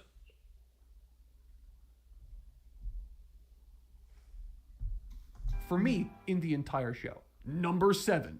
This fight is intense, brutal, and an all-out struggle for survival, but ultimately operates as a meditation on privilege. Do we need to A meditation on privilege? Never mind. Go back. I think they went longer than usual. Yeah, it once it becomes noticeable, that's when it becomes a problem because everything kind of repeats things. Brutal and an all-out struggle for survival, but ultimately operates as a meditation on privilege versus perseverance, or nature versus nurture, if you'd like. But again, we don't know how much Nappa has trained. We can't say that he's privileged. Yeah, no. Vegeta, born into a higher class and accustomed to bulldozing opposition. Okay, if you're born into a higher class, King Vegeta was born into a higher class, and Vegeta was just like, I was stronger than him when I was 9. So that doesn't mean anything. Unless the next generation is just stronger, which, what? And then Broly was a lower class, but he was stronger than them all. So that don't mean nothing. And the Earthlings' refusal to surrender and their insistence on finding a way. Why would they surrender? You know what? Yeah, you got it, man. Whatever. Just take the Earth. Just take the balls, man. Just give them to them. We got this radar that you can just find them. I swear. Just take them and go. We give up. What? There's no perseverance here. Would Vegeta and Nappa have allowed that? Here's the Dragon Balls. We'll give them to you if you leave. I think it was also the slight of we gave you all an order last time with Raditz and you spat in our face, so the debt needs to be paid. In blood. Alright, we'll give you Yamcha. And through doing because so, really, when you think about it, they just go, oh, Raditz was a piss baby. But at this point, most of them were stronger than Raditz. So would they just like, all right, y'all, we can go on over there and we got 5 new Raditzes. Reveals something crucial about them in the process. They've never had to overcome adversity themselves. They It's a came for foreign the concept, balls. and That's an what she experience said. That proves to be a substantial hurdle for both of these Saiyan invaders to get past once confronted later with Goku. But it's Piccolo's sacrifice here that represents the arc's central message. Born with a supposed inherited evil, defined entirely by his creator's hand, Piccolo chooses instead to die for love, betraying a vulnerability and a completeness to Piccolo's character. But when was there ever that being shackled to destiny? Yeah. That Piccolo is fighting against. Yeah. He was always his own person. He followed the rules of the martial arts tournament. When Goku gave him the bean, he was just like, all right, fair play, I'll get you next time, Goku. Establishing the emotional stakes for Gohan's development and going on to prove that the most powerful transformations in the series happen not through power-ups but through the courage to defy what others expect you to be. No, that wasn't the most powerful. That's just his rage thing again. That wasn't him defiant. That was not a defiant beam. That is just my rage beam. Again. Has he ever seen Yu Yu Hakusho? I feel like that shit would blow his mind. He might have done. The very fact that Gohan's first signature technique isn't a Kamehameha but instead a Masenko reinforces how bonds themselves transcend inherited. Because he doesn't know the Kamehameha. It's not about the bonds and him choosing this dude that he knows that he likes and he's just like, I'm going to defeat you with his technique. He doesn't know the Kamehameha. Is that his technique? The Masenko? Yeah. I think he did it in the tournament.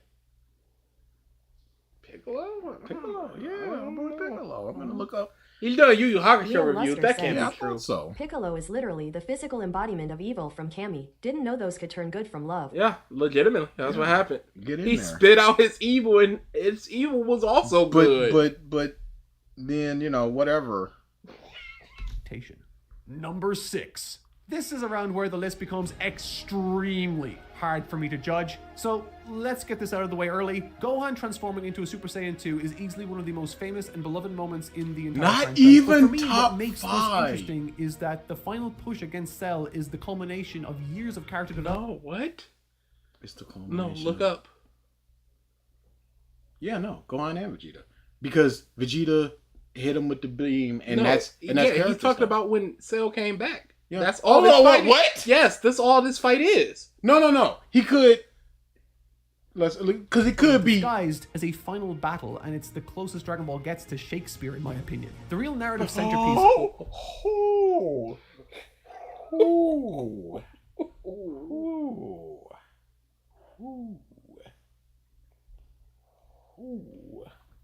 Closest, huh? Okay, so I'm thinking the actual fight is off of the list, and this is just taking its place. The closest. This is awful. The closest we get to Shakespeare, huh? You have killed my son, and now I am the anger. My son, who I've acted like I didn't care for, but I truly did. Piccolo did use it in Dragon This Ball. is Shakespeare. Wow, that's crazy. Piccolo did use Masenko in Dragon Ball. Yeah, I said, wow, that's crazy. It could've Of been this great. conflict rests on the shoulders of two fathers confronting their fundamental misunderstanding of their children. Goku What? How did Vegeta tackle his misunderstanding of his child when he just died and then he got mad? Or is it just, no, actually I did love that boy? Oh, shit. Why did you stop me? Again, DA. We've had this discussion before. What do you want me to do? That one couldn't be stopped. I will accept that. You shot the gun and then went, why didn't you take the bullets away from me? Why didn't you grab the bullets out of midair? Oh, I can't. My son, who I physically and emotionally abused, how dare you? expectation for Gohan to share his love of fighting mirrors the same expectations he once faced from Raditz and Vegeta. Pause. Conversely, But he was just told, no, he doesn't. Yeah. Even as he's standing there watching Gohan not really engaged in the fight, he's just like, he's gonna get him. And Piccolo was just like, no.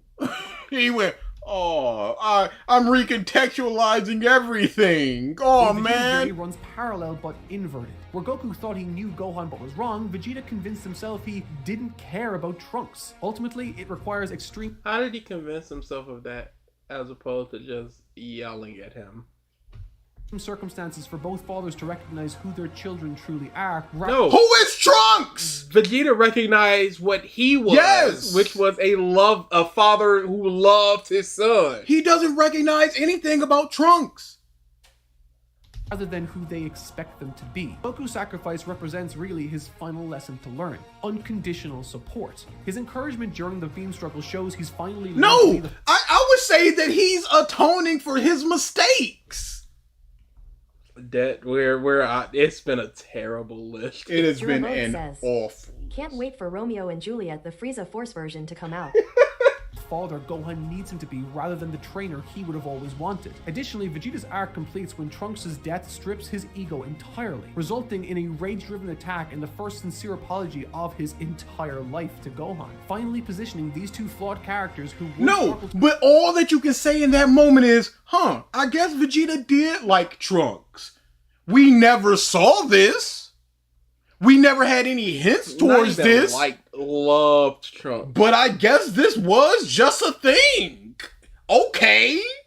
to accept what they need to be to finally work together, placing their egos and No! They were not working together! He just hit him and when he was not looking. And Gohan, he did not go, all right, Vegeta, here's the plan. Serpentine.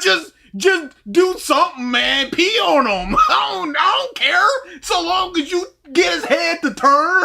That's all that you need to twerk. Do whatever you gotta do to turn that mug's head, and I'll take care of the rest. That wasn't none of that. It never would be any of that. But You don't know what Vegeta gets to on the Liam weekend. Lester says, Ego? Huh? Does this man forget about the Boo arc? the list is so bonkers when there's things that address that later when. one side in what ultimately became one of the single greatest narrative triumphs in the genre. The genre? And Shonen, yeah. Top 5, boys. Oh, I'm so nervous. Number 5. This fight serves as the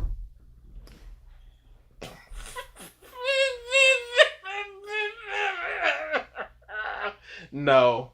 No? resolution to Dragon Ball. No, not this. No. Bro, I'm so bad. You didn't dig Goku getting 2 new transformations in the No. span of 40 minutes? No. You didn't like Frieza going, I've perfected this form, so it's no problem now, and I'm also stronger, as strong as you, Goku. No. You didn't like 17 just rocking up, going, I'm strong like Blue. No. And you didn't like when he blowed up, and then you're like, no, but I didn't blow it up. I'm here. I'm still here. No. And then he's the last guy, and it was like, but what about your boat? You sure you want to revive trillions of people instead of getting a boat? His sister says, pleading to him to get the boat because she wants to ride on the boat. You sure don't want that boat? I'm here. Hey, I'm just saying. What are those people gonna do for you? You ain't never gonna see these people again. They're never gonna. Are they gonna give you a boat? Are they gonna put their collective? The market value for a boat is outrageous right now. You're not gonna buy it. All right. What's the market value for life? We don't know. Yeah. It's priceless, but this has a price to it. No, it's not priceless. They're just basically saying it's worthless. It has no worth. What? You know what does have worth? Boats. You know what you don't have? A boat. You know what you want? A boat. And you know what you're gonna wish for? A boat. Get it going, Shenron. Let's go. Wrap it up. Good job, everybody. I wish for the lives. What? Conversely, yeah, I do want the boat. All right, you failed. Blows up the Universe 7. You fool! Why'd you vote for a boat in 18 sands while disintegrating? Says, this is literally a Family Guy gag. Was greatest unresolved conflict, and it was all disguised as a tournament finale. God, I love misdirection. While Jiren certainly serves as the physical obstacle of the arc, the true battle is against an ideology that's haunted the series since Namek. The tournament's final moments reveal that Jiren wasn't the only student who needed to learn the value of altruistic trust, it was also Frieza. Every moment of tension and uncertainty he brought to the arc stems from that same residual philosophical. And then he came back to beat them later. It was not about him learning about trust, because it is, I cannot beat this guy by myself. I see that. So it is either I work for you guys, or I work with you guys, or I cease to exist.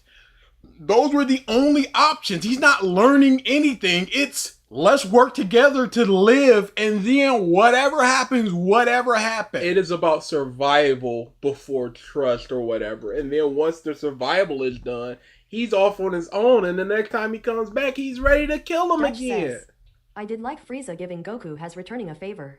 Yeah, sure. There are moments to like, but top 5?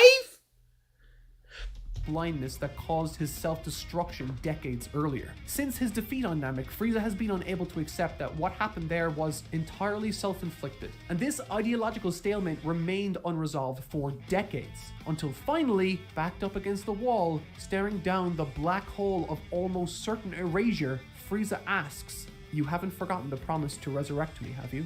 He's asking for reassurance. No! We need to beat this guy so that I may live. It all comes back to number one. It is Muff. There's one eye in Frieza, and it's me. You promised me. You ain't one of them muffs that break your promises, is you? You know what I'm saying?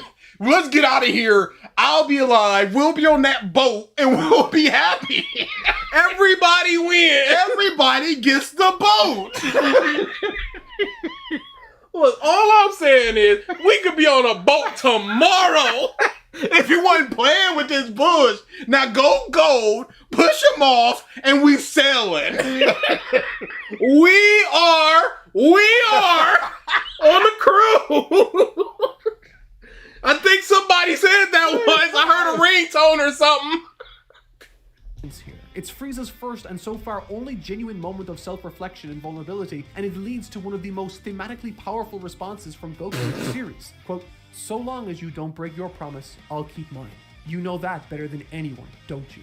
With that one exchange, suddenly this scene transforms from the already strong climax it was of the arc and inherits the weight of decades worth of character work. For the Bro, this is Gamer unbelievable. at Live says, you get a boat and you get a boat and you get a boat, everybody gets a boat. Do you think that them Mexicans that was popping a boner over this was thinking about, oh my goodness, when Frieza was chopped in half?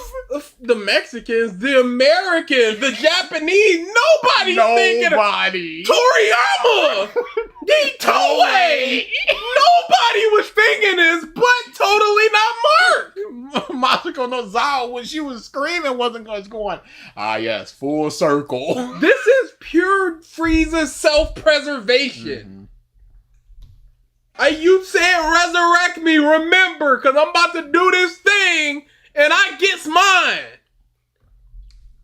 first time ever, Frieza chooses sincere cooperation over treachery. Stripped of his golden facade, when he and Goku finally fight side by side, it's the physical manifestation of the single longest running conflict in the series finally resolved. Bonkers. Number 4. This fight is a masterpiece. In part, No, he's joking. He's joking. movement unconditionally, and therefore our Oh no, he's not joking! Ah!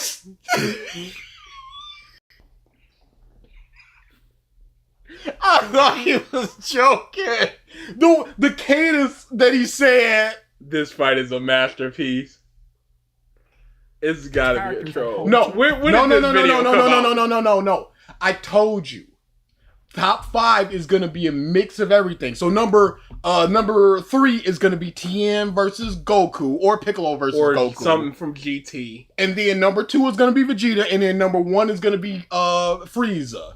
I told you it's gonna be a mix, so everybody's kind of happy.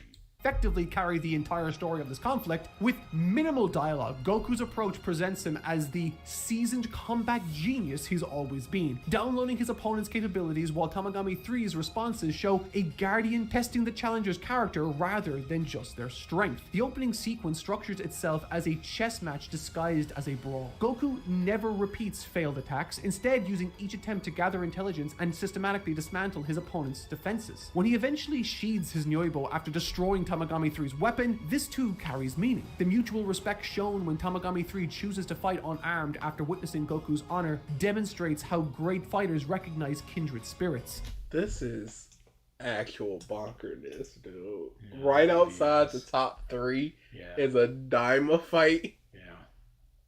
Both warriors allow their opponent to dictate rules of engagement, creating a dance of mutual challenge rather than simple domination. Furthermore, the environment itself communicates the scope of the challenge and what's hanging in the balance. 20 years without anyone even attempting the trial, and the scars of past failures etched into the battlefield speak louder than any of the cheers of concern in the background. It establishes the scope of the challenge, of course, but additionally the level of hopelessness the world around them has grown to accept. The contrast But no one's as strong as Goku. We see that in Little Girl, where she's just okay. But then Goku, this is his Super Saiyan. He's got 2 more transformations on top of this. 3 if you count Super Saiyan 4, which he's been working on. What's the problem? Why is this fight bad? It's not bad. It's just not top 5 worthy. Yeah, that's the crazy part. Goku's tiny stature and Tamagami 3's hulking presence further creates visual poetry, and the eventual Kamehameha Goku finally uses represents one of Daima's greatest individual strengths: restraint. By waiting 8 whole episodes to showcase Goku's signature technique, it regains the devastating reputation it held in early Dragon Ball. No, but number 1, he never needed to use it before. Number 2, if you're talking about Daima's greatest strength is restraint, then he goes Super Saiyan 4 out of nowhere, and then he becomes an adult and does it again, and Vegeta goes Super Saiyan 3. Where's the restraint there? No, not restaurant, restraint. The fight embodies everything the story represents about martial arts as both physical and spiritual discipline, effortlessly revealing the mature warrior hidden deep within this juvenile body. Some of you might think this is too high for this fight to be, but in truth, there isn't another fight that even remotely comes close to the level of visual storytelling this displays. Number 3, Jackie Chan quite does. possibly the most consistently exciting fight in the entire series. Consistently exciting fight. We have the legendary This is confrontation kinda between low. Vegeta. Pause. Yeah, I was gonna say. I could have sworn this would have been number 2. Frieza? No, is Frieza's number one. What's number 2? Leo Luster says, I think I'm hating Mark right now. After all this time, now? Really? We haven't gotten Goku Piccolo. Okay, so yeah, it was just Switch. Goku believes even the lowest born can outdo the elite. Pause. But he's just told that he's a low class. That means could be lying. he has no idea what the class system in the Saiyan hierarchy is, or what it means, or where he fits into it, or where Vegeta even is. All he's told is, you suck, and he's like, nah. I'm better than you inherently. Like, if somebody busts in right now and just like, you low-class black people, give me them shoes. These are only high class. I'm like, I don't know. This means nothing to me. Enough, while Vegeta counters with, I'll show you the wall you can never scale with hard work alone. Again, nature versus nurture. But Vegeta would have won. If he didn't get jumped, he would have won. He would have crushed him into dust when he broke his legs and then squeezed him until his guts was coming out. Even with the 3 people that he had seen already, he still would have won if not for a secret 4th month just rocking up. Like, my man's was winning. Yeah, there was like 8 times where he was like so close to winning, and 1 time where they did win. Legitimate win. Because he was thrown into the air by the spirit bomb, by the Kamehameha. He was crushed by Gohan, got up all them times. No, not the Gohan one. Yeah. That's when he was... Yeah.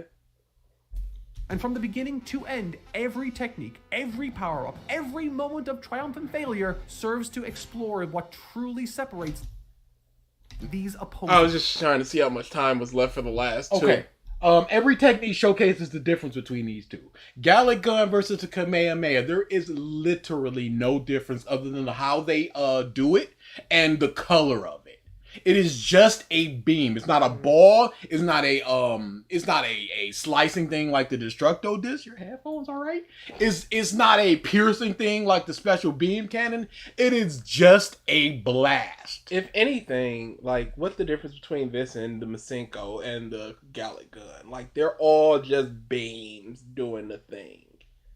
Now, you could say that it showcases their similarities while being in different classes. Yes. But I don't think that really works out. If we knew that Vegeta had made the Gallic Gun, and if this was Goku's technique instead of just somebody else's, maybe. Yeah, and if that was the case, it would have been like Goku is learning and inheriting things and using it to go further, whereas Vegeta is jealously guarding his own powers and techniques and not teaching it to anybody, and it's clash.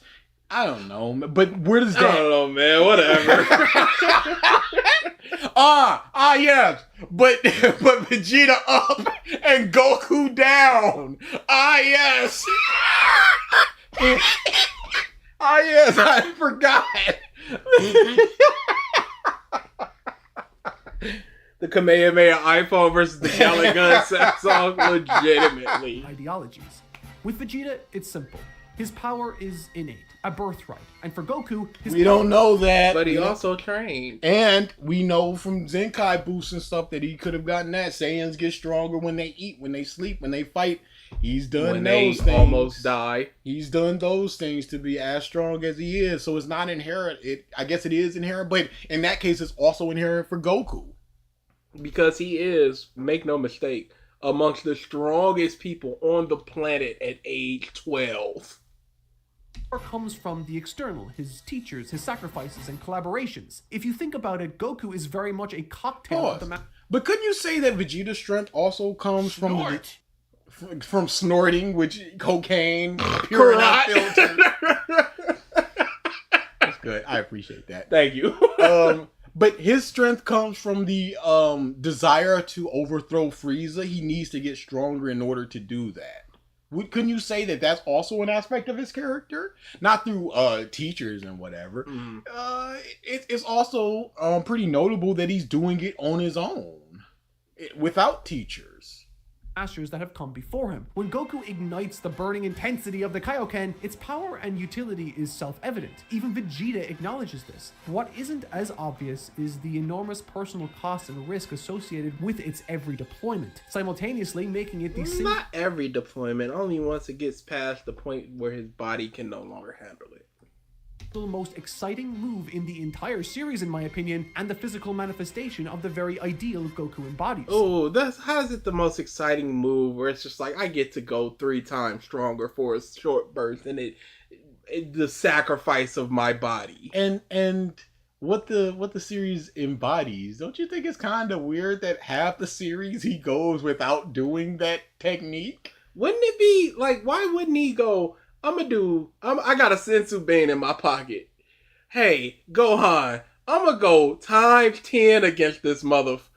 I'm gonna kill him, and then you put a bean in my mouth.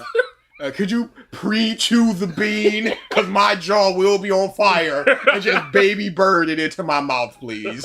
And work my throat muscles to get it down. And then rub my stomach to digest it, please. All of these things need to be done in sequence, Gohan. Thank you. Kaioken times 10. Thank you, my 6-year-old son.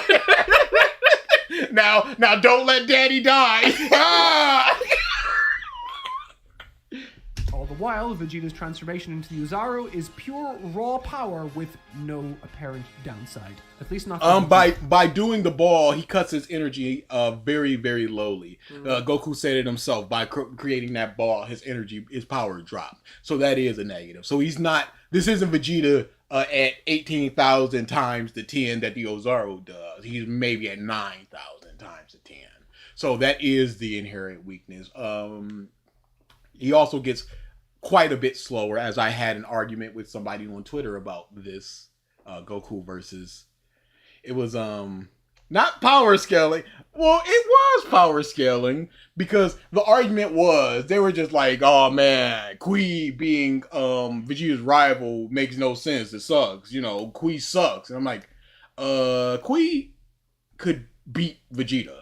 And they were like, yeah, but what about the Ozaru? I was like, okay, so here are all the panels where Goku, who was getting slapped on the back, hurt him. He used almost all of his energy, and he's still dodging Grade 8 Vegeta. So Kui, a fresh Kui, who is on the level of Vegeta, would easily be able to dodge him. And we can see that Yajirobe can hurt him. We see that Goku can hurt him with almost no energy with a beam through the eye. So Kui dodges, blasts him, dead. What was his response? No. No. Kui sucks. Suck my dick. That's my request to you. That was his reply.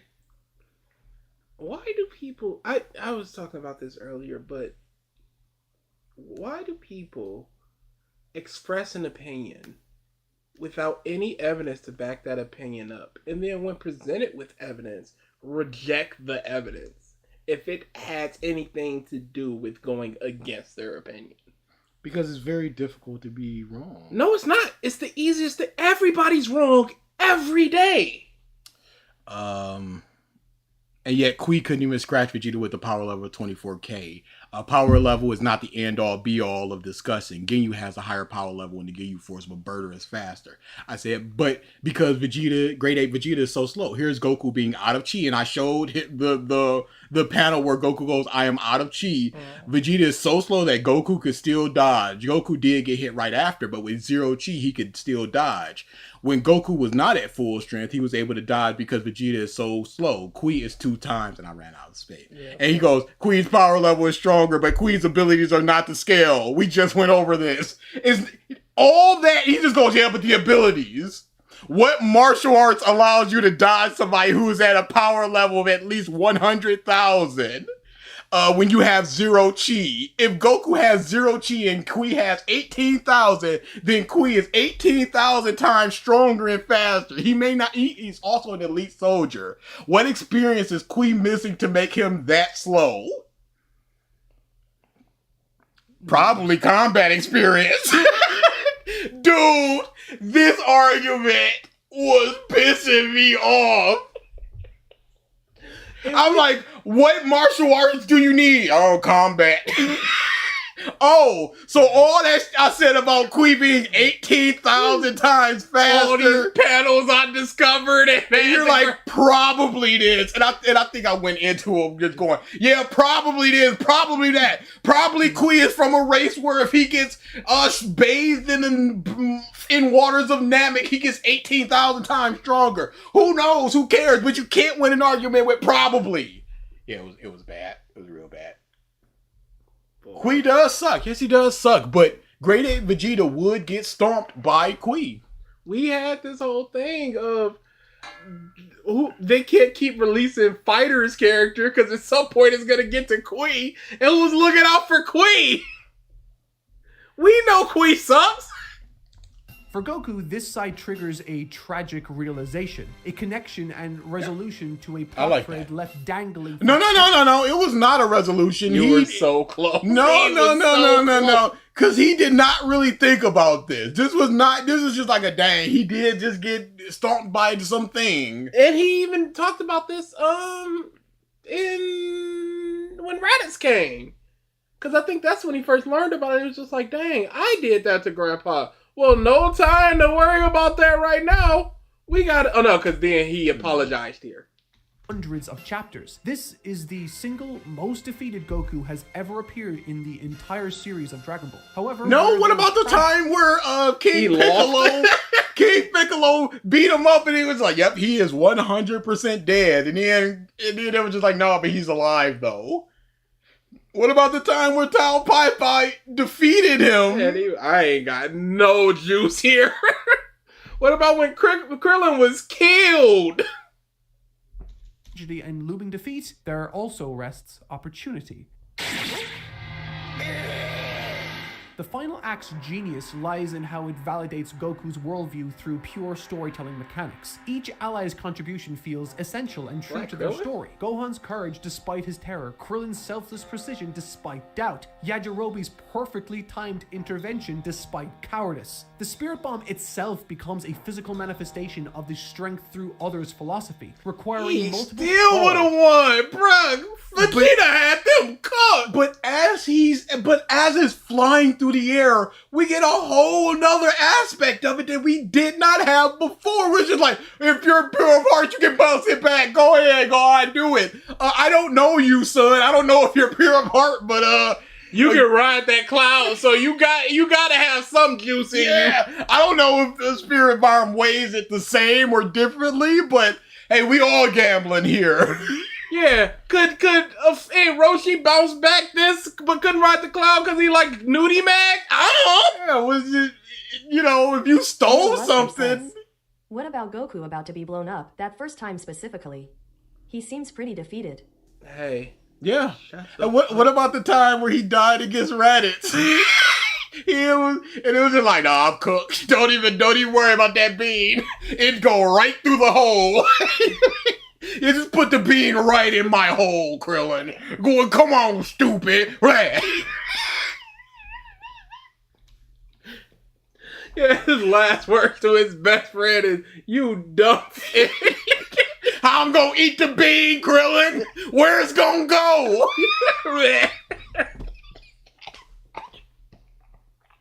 And Krillin just has to sleep on that, like, hey, that was stupid. What is going on? I'm so he was right though. Why am I so stupid?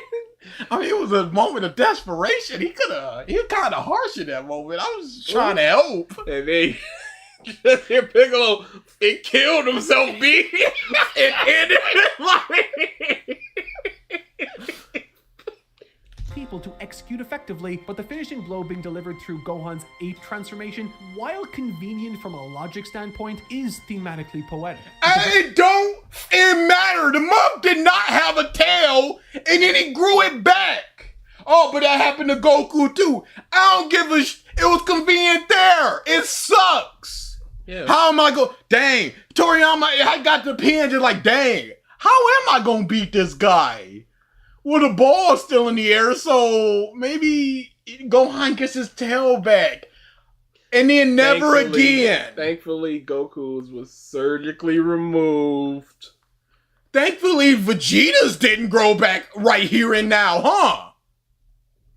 A tool of Saiyan supremacy being the instrument of their greatest defeat. This fight is easily one of the best in the anime and stands forever as Dragon Ball's mission statement. True strength comes not from Jay standing says, above others. This man is a theme monster. Yeah, he's always but from has been. lifting each other up. Number 2. There's something truly Yep. profoundly magical about I mean, do we even need to hear the last 7 minutes of this? We know what's coming up. Frieza's fight gonna and be. period of Dragon Ball full stop. I've written about this battle at length already, but I never seem to truly capture the intangible spark that makes this fight as profoundly uplifting. And that Vegeta 18. no, nope. He was more better humbled at Cell. Baby Goku. Baby Goku versus Gohan? What are you talking about? Baby Goku didn't have a fight. It's silly. No, D, I think he means Baby versus Goku. Yeah, I'm not playing your game. I'm just getting ahead of whoever commented that. As it truly is. Told through the lens of self-imposed limitations, revealing more character than any power display could ever hope to achieve, the final of the Roshi's 23rd Tenkaichi Budokai, Goku vs. Piccolo Jr., is the coming-of-age climax to Goku's story and his coronation as the Earth's solitary, undisputed champion and defender simultaneously. Because he knocked him out the ring. Part of what makes this fight so extraordinary stems from a bizarre combination of two vital components. Through facing a formidable opponent in Piccolo, Goku deliberately handicaps himself with 3 implicit goals: defeat Piccolo, protect the spectators, and still win the tournament, making this entire fight the single loudest declaration of who and what Goku is in this story. Wait a second. Versus Cell, he went, unleash your power, Gohan, and Gohan went, but the Earth was gonna blow up. He was like, we'll wish it back. You do it. Ah! What about then? If them people. Yeah, man, whatever. Everyone else focuses on simply overcoming Piccolo, Goku maintains his principles even when survival is on the line. This framework therefore transforms every moment into a character statement. When he refuses help from Ten Shinhan, Bro, this is in a superhero book. It's like stuff we've seen 1,000,000,000,000 times. and Krillin citing fears of disqualification, it establishes that Goku's integrity isn't situational and that his strength isn't just physical. But Piccolo is also following the rules. So why are you be like, nah, jump him? Let's jump him, you guys. But also, again, Cell games, they were just like, all right, bean up, everybody. We jump in Cell because Gohan ain't got the juice. And consistent morality under increasing We're gonna get some intense honorable mentions, pressure. though. Occupying the pages of this final test for Goku are several 18 creative is- and terrifying combat puzzles for him to overcome, ranging from the towering to the more understated. But every single time, Goku's response is composed and innovative. Firing the Kamehameha. That was a weird shot of Goku. Every single time, Goku's response is composed and innovative. Oh, where that boy Chin at? This does Firing not the look right. Kamehameha with his feet to free his hands, using misdirection and strategy to manipulate Piccolo into opening his giant mouth. This is how you demonstrate a character's intelligence without straight up telling us he's smart. Show them solving impossible problems through genuine, clever ingenuity. Yeah, but how about him just stronger now? Yeah, how about Goku and Frieza working together, huh? That's cool too. I mean, they And punched Jiren. That's what this fight is. It's a showcase. The entire series has built towards this philosophy. Train not to win, but to better yourself and protect the defenseless. Every tournament, every lesson from Roshi, every moment of growth has all led to this one moment.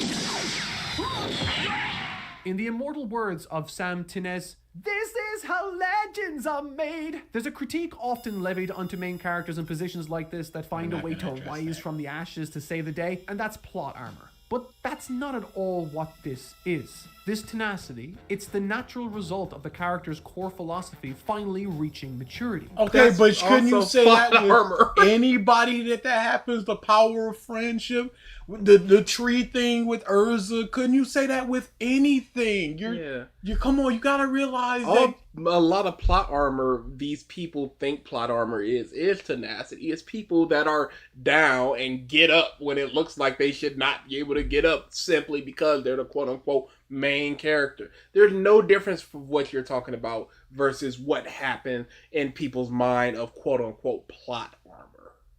You should be taking an L, but you're not. Why? Because you just wanted it more. We are cooked. We are absolutely cooked, chat. GG. Goku's evolution from the boy who relied on instinct to the young man who combines power with intelligence and frightening composure, by the way, is everything this arc needed it to be. The winner of the 23rd Tenkaichi Budokai is Son Goku, not just because he's powerful, but because he's become everything Roshi had ever hoped he could be and more. Get cucked, Ian. Number Get one. Cucked. This is possibly the most important fight I've ever seen. The most important fight he's ever seen. In IRL, in media, the most. It's just like Naruto Pain is the most iconic speech in history. Human history. Human history. Yeah. Tien has been cucked again. Yeah, no. Couldn't even get that 19 over the mooks. Yeah, sorry. Without it, I might not be where I am today.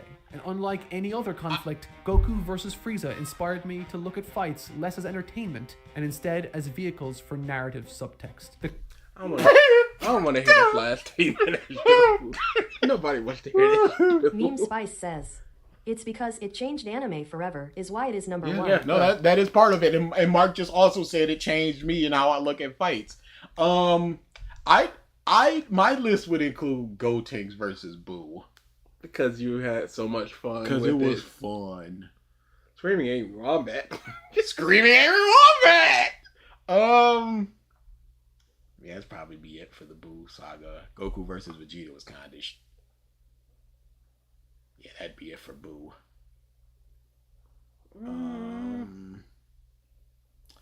I would put the Ginyu Force versus the Gang.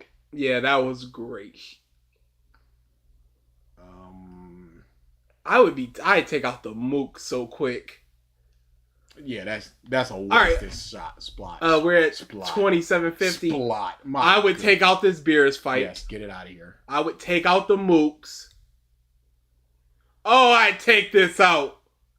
It's odd that he didn't do Goku Broly, Vegito Broly.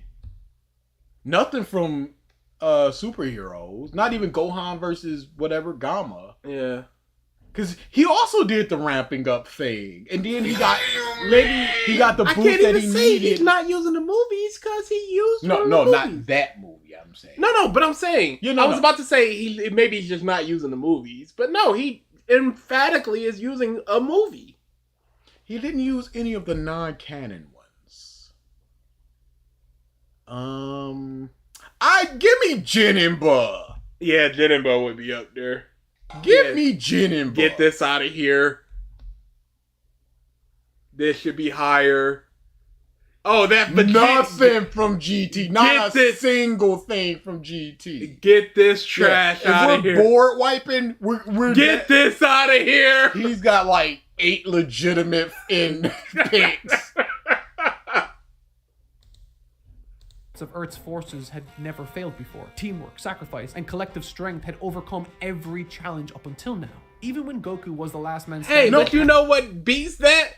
Just being stronger. Mm-hmm. Hey, if Vegeta was just stronger, they wouldn't have won. Hey, if Frieza was just stronger, they wouldn't have won. And what do you classify as a victory? Because Goku did die in Raditz. It ended his life, B. And he did lose against Tao Pai Pai. Whatever. He was always standing. Even Goku versus the Red Ribbon Army when he goes to meet Ader is fun. on the shoulders of his past teachers. But against Frieza, these virtues prove catastrophically inadequate. The spirit Yeah, because bomb, it doesn't matter how much martial arts he can do when this dude is 100 times stronger. It don't matter. It does not matter. Vegeta was a reachable amount stronger. 3 times stronger. Completely reachable. Hey, Fine. I will times 3 my power right now. Goku was doing times 20 Kaioken, and it was just like, oh, you scratched my hand up. I don't like that. So it doesn't Sure, matter. says, Goku would have lost if Frieza did some push-ups before the fight. Yeah, one push up. Yeah, Lord Slug, trash. manifestation of universal cooperation fails. Every ally's contribution eventually comes up short, and defenseless, each one of them falls from Goku's side until all that's left is anger. Okay, And but Goku- so what does this say about the lesson from number 3 of, oh, this is the culmination of Goku where he's helping people and his friends that are lifting you up when ain't none of these muffs could do anything? Where's the lesson here? erupts into Super Saiyan, the biological power-up that reveals itself, it seems to validate Frieza's central philosophy here, that only the will of the strong truly matters. The transformation abandons everything. Absolutely, because Frieza's not getting talk no jutsu. What name? What name? Yeah. I was thinking how I wanted to tackle this. But Goku is not talk no jutsuing Frieza off the planet. He needs to be strong enough in order to get him off the planet. There's nothing that he can offer him. There's nothing that he can bribe him with. There's nothing that he can trick him with. He needs to be strong enough to be like, you aren't the strongest. Shut the up. That's... Dragon Ball previously celebrated about power's source, born from trauma rather than growth, isolation rather than connection. Yet these allies Goku dismissed to facilitate this one-on-one battle with Frieza continue to make moves behind the scenes. Using the Dragon Balls to undo Frieza's devastation, their teamwork literally defeats Frieza's plan in the end. So, hooray, right? Well, no. With the war already won through the Dragon Balls, this fight must continue, not to win, but to test two diametrically opposed worldviews. No, to win, for Frieza not to come back so he can go, hey, no matter what, Frieza, you took that L, don't come for my people. Goku fighting to test Bribe him with 2 stuffed crust pizzas. himself, Frieza fighting worked for to Beerus. retain his position atop the pecking order. Despite his aggressive transformation, Goku retains enough clarity to know when the battle is truly over. Fighting has never been about domination for him or winning, it's always been about the challenge. Frieza... No, it wasn't about the challenge when Drum killed Krillin. It was about revenge. I'm gonna kill you. Didn't you literally just say that Goku's third goal in your previous number was to win the tournament? No, he didn't. I guess I misheard. Yeah. And there's no way for us to check. Yep. on the other hand, cannot comprehend being surpassed. His entire existence has been synonymous with absolute supremacy, making Goku's superiority literally inconceivable to him. Which leads me to my favorite scene in the entire story. This mercy scene crystallizes both characters' true natures in ways neither anticipated. Goku's charity shocks Frieza because no one with this level of power operates from genuine compassion. This is Superman Lex Luthor! And that's why he likes the movie. Mark Does loves he? the movie. Yeah, he loved the movie. Okay. He doesn't deserve the movie.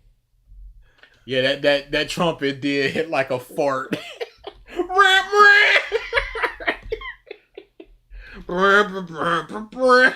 His mind. But rather than prompting reflection, it validates Frieza's worldview in a twisted fashion. Sympathy is a weakness can't to be escape from exploited. this And in mother- this Where does delusion, he come Frieza's from? own Black actions Mark! are literally the weakness to be exploited. And in this delusion, Frieza's own actions literally cut the legs from underneath him. His refusal to accept reality becomes increasingly Sebastian self-destructive. says, Da, would you like to comment on the recent controversy on you going to Jeffrey Epstein's island?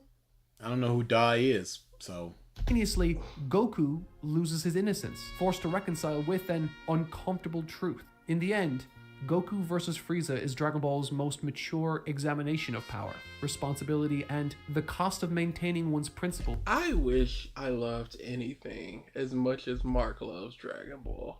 I could not read into things as deeply as this man does for this Punch Monkey manga. I want two things from Mark. I want three things. The ability to time travel, the ability to turn invisible, and the ability to read minds so that he can see that Toriyama was just going, and then he punched him. I'm going to have him do a big punch. Big, strong. Yeah. Stronger punch. Goku is the hope of the universe. No, that's stupid. I can't write that. No one would ever accept that. Yeah, not for my punch, man. Yeah, he's so punch. Yeah. And then he gets cut in half, and then he's able to live. How are you going to get access to Toriyama if you... if you're not invisible, you gotta go into his workshop. Yeah, exactly. You can't just be standing there next to him. I guess, teleportation as well, and the ability to understand Japanese. No, you can. 5 things. Whatever he needs to do to understand that Toriyama ain't give a about any, not a single word of this. He was just like, when then he was just like, I'm the strongest. And then Goku was like, oh no, he's a stupid fool. And then Goku was sad and he flew away. And then, oh no, and then it blowed up. And then he got away. Okay, cool. I survive another week. Rapateur says, Mark is the type of person would think there's a thematic connection between Frieza and Lex just because they're both bald. It's insane. In an unforgiving reality. When you're a child, you carry around these naive dreams of idealism until one day you wake up and you're an adult. And the black and white No. I think that happened when Krillin was murdered. Yeah.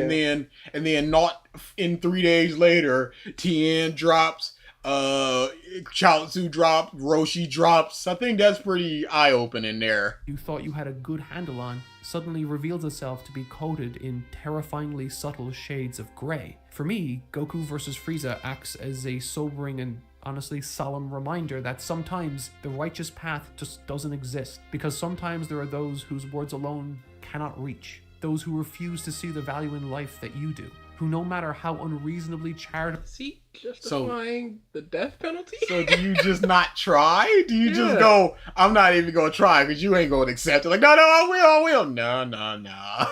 I loved the Superman movie. No, you didn't. Oh, I guess he's... Leo Luster says, if this fight made Fitzpatrick start analyzing fights, then he was truly lost from the start. Hey, you using his government. You've been cannot see beyond their own delusions of supremacy, fear, and greed because they can't change.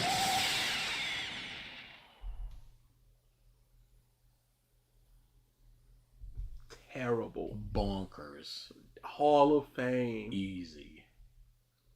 Did all of his... Go to his channel? Did all of his thumbnails have base, Super Saiyan, God?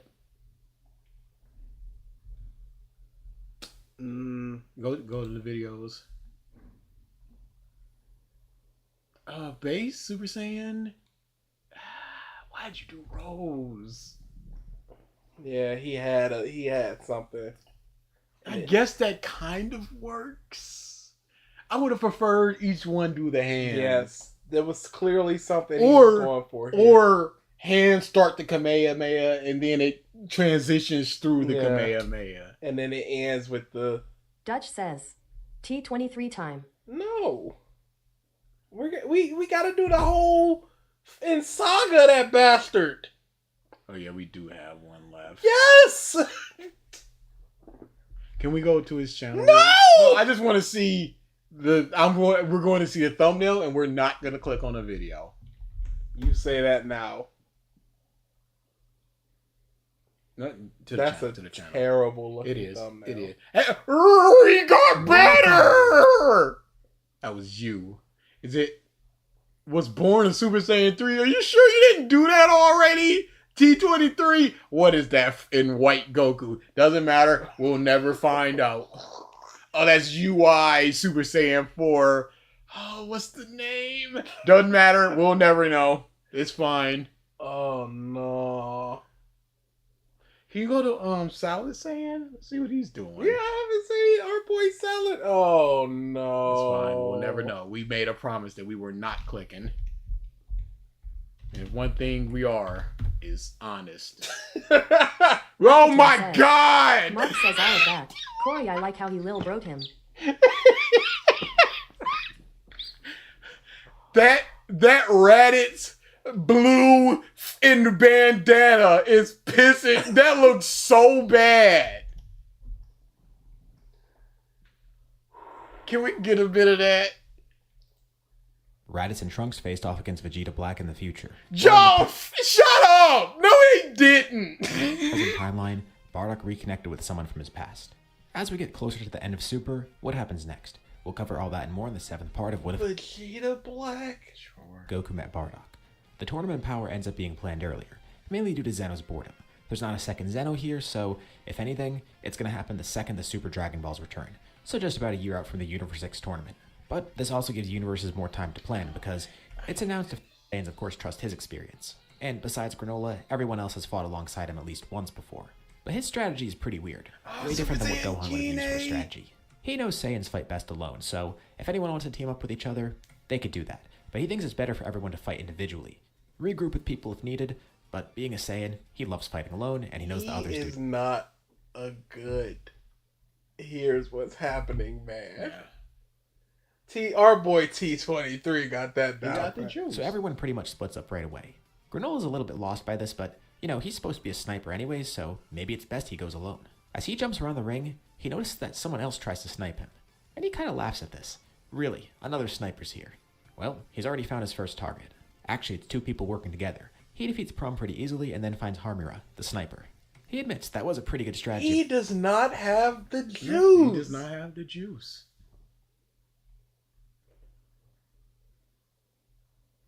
Wow, no hit either. You were wrong about Mark's list. Yeah, crazy my wrong. Goodness, shut up. Anyways, it gets Bardock wondering, where's Raditz at? He's actually fighting. Yeah, nobody ever said that. Ain't nobody wonder where Raditz is at. Stop lying. By now, Raditz actually has Blue Evolution for himself, basically just copying what Vegeta did.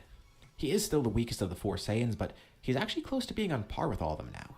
Even with all that time he lost, he's made great strides recently. And of course he's going to take the chance to fight some other Saiyans. And he basically starts coaching them too, kind of like what Goku did against Caulifla and Kale. He's also fighting Cabba at the same time. But at one point, Caulifla and Kale get pretty desperate and decide to take out the Patara earrings. And just as Kale is about to place hers on, it explodes, and so does Caulifla's. 2 blasts fly right past Raditz and hit those earrings head on. He had no clue what the earrings were going to do, but what he does know is that Granola just kind of saved his ass. He looks over to see Granola standing on a pillar, giving a thumbs up, and then jumping away. Why would you Caulifla and Kale are pissed off and try and go that? after Granola, but Raditz stops them. Cabba goes to chase him down instead. And Raditz commends the 2 Universe 6 Saiyans, saying they're pretty great fighters, and he asks what those earrings were going to do, learning that it lets them fuse. Alright, yeah, it's probably good Granola shot them. It was pretty fun fighting them, and he hopes to see them again. Not too far away. His design changes so radically. Radically. He doesn't have, he's really bad at this. He doesn't have the juice. There's only... But mine got! Ooh. I guess people think he has the juice. This is not juice. Doesn't even look like Raditz anymore. It's so bad.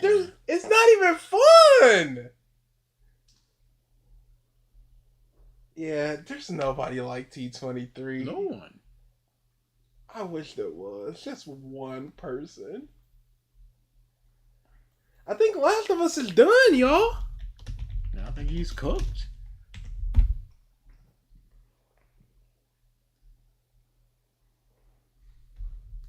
Two Best Friends, Last of Us, Part 21. I don't need Dutch says, T23 has the most entertaining voice with what ifs. It's the stuttering and the unsure nature of it sometimes. He's fun. 12 days ago. Oh no. He's back. He's back. There's no... Look at the... No, go back. But yeah, you gotta think about it. When it comes to having scars, Yeah, it shows that you're a survivor.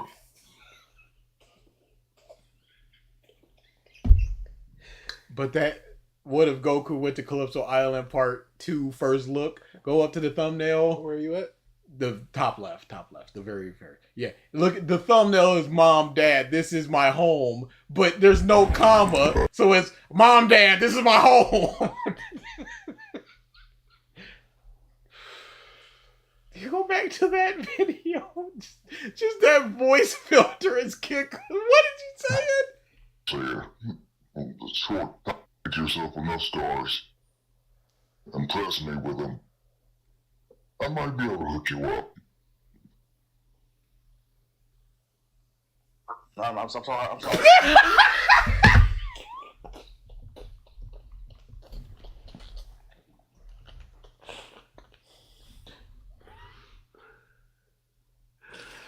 An 8-minute silence into I'm sorry. Dude, this man.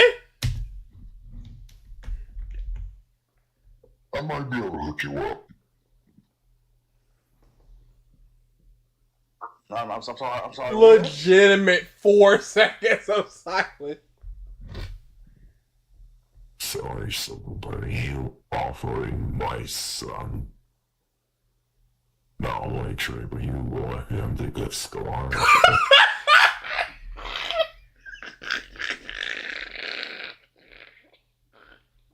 I gotta put 1,000% faith in the subtitles. Jay says, cause my God, I'm sorry.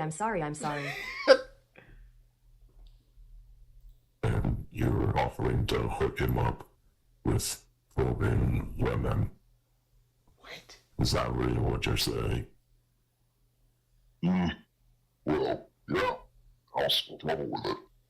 I guess that's somebody He's else. going to change his attitude a little bit. Seriously, the short time I've been here and met the... Bro! What the did you just say? Seriously, the short time I've been here and met the kid, it seems as though he's really... From the short time I've been here and met the kid. Okay, yeah, that's what the subtitles is on it. For some reason, don't get me wrong, it's the timid is okay, you know, the song silent type, but you can't be choking on your words when it comes to Krogan. If anything, you gotta stand on business. How do y'all see it? The voice filter saying stand on business is outrageous. If anything, you gotta stand on business.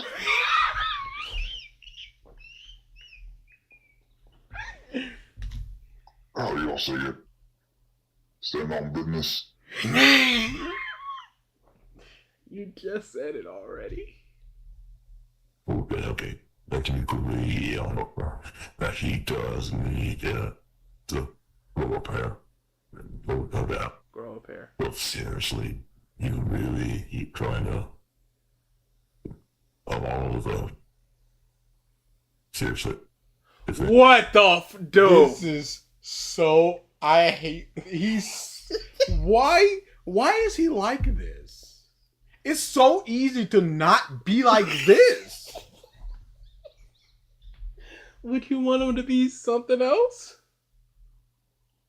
I would think that he would want to be something else. If he wanted to be something else, he would be something else. And then he wants to be... Jay says, the comments are slurping it up. And that's another big part of the problem. The comments don't want it to be anything else. Yes, part 2, please. Thank you. Dude. I don't know. Are they us? Where it's like ironic? No way. Where we're just like, this is the greatest? There's no way. Because it sucks? It's not fun, suck. I'd be laughing. Then they wanna choose a sorry. Especially when it comes to drunk Krogan who ends up, not wanting to pay for their drinks. And What is the appeal of this? Is a great question. Legitimately. Great question. All right, we're done. Cutting down on that. My goodness. God, I love me some Last of Us in small dose. I could never do a full streaming film. Ever. We need to stand on business voice alert. Maybe. Yeah, no, it's just so draining. Just trying not only to decipher what he's saying, but just the long gaps of silence. And 4 he's seconds. not a good storyteller. That's the other part of it. He's not a good character writer, because it's all just characters talking to each other, and he's awful at it. You can burn fire. And then the episode ended. I will never forget Venom saying fire into end video. Do any of these viewers know who Deku is? They have to, because that's all of his what ifs. Yeah, it has to 100% be that these are Deku fans just trying to see where this guy is weirdly gonna put Deku this time. Yeah, you see Deku and Liara, I would assume that is. Yeah. Next week is DSP Day. Yes. Yes, it is. That's crazy. Oh, dude, August is all bad. Yeah, no. I told you. Because this is the party. The second? Yeah. See? So there's no stream on the 2nd. I'm out of town on the 9th. Back on the 16th. Tripped on the 23rd. Matsuri on the 30th. So we got one stream and that's on the 16th? Crazy bars. Y'all. Crazy bars. Next week DSP is the last stream for a while, I guess. Unless we squeeze one in on a weekday, but that's a weird thing. That's a weird thing. We could probably squeeze something in on a weekday. We'll see. But yeah, it's Leo Luster says, this guy probably has a wife and or husband, and we just think he is a 16-year-old. He's been clearly doing it for the love of the game. Yeah, no, he's not getting money off of this. You like gotta that. respect it. If nothing else. His oldest is 5 years ago. I would not doubt he was 19 when he started. Go to his join button. Just press it. Yeah, oh, shut the up. They cost $1 to join. Have we? I don't think we ever watched that very first video. No. Can you click on that real quick? Asta, Pillarman. Just click on it real quick. Don't skip. Just. I'm bored. You're bored. That's his intro. Okay. It's over with. All right. But his mic was better. That's my problem. It's fine. His mic is so much better. You know. Be part 1 of What If Asta. He is so putting on this voice. He's got that in Cosmonaut type of thing, but it's like dialed up to 10. He's just putting it on. Was a pillar man. As we left off, Asta was transported into the Black Clover world. Nami the goat says, Da and BG are dodging trigger, that's why. Hey, we could do that trigger response one for our one stream. Could. We might do that. We'll see. We'll see what we feel like. For that, 'cause that's the only. Yeah, it's the only one. Can you recommend a video, or you have to wait to the viewer request month? You can recommend a video. It'll go on the list, but the list is very long, so you run the risk of us not getting to it. You can request it, and then we might just get to it and just go, hey, we'll do it. It's not like, hey, this is 126 on the list, so you've got 165 videos beforehand. No, it's just whatever we want to do that week. So you can request it, and if we don't get to it in time, it'll be viewer request month. Or auction stream. Or auction stream. But that's going to be a while before the next auction stream. Yeah, we may have already done the last one this year, maybe, because nothing in August. Viewer request month is probably gonna wrap up in like October, November. Yeah, we may have done the last one this year. If you really want to get more background, you can watch part 0. All right. I said he ended up there, but I didn't say where he was. I didn't say which kingdom he was at, did I? No, you did. Well, turns out he ended up smack dab in the Leo middle Luster of the says, border. Actually, you have to pay to get recommendations viewed. These guys are lying. Yes, thank you, random commenter, as opposed to the people running the channel. Thank you for letting them know, non-wrench haver. Not a bum, not a mom. Nothing. Can't even break your boys off $1. Between the spade and clover. Speaking of,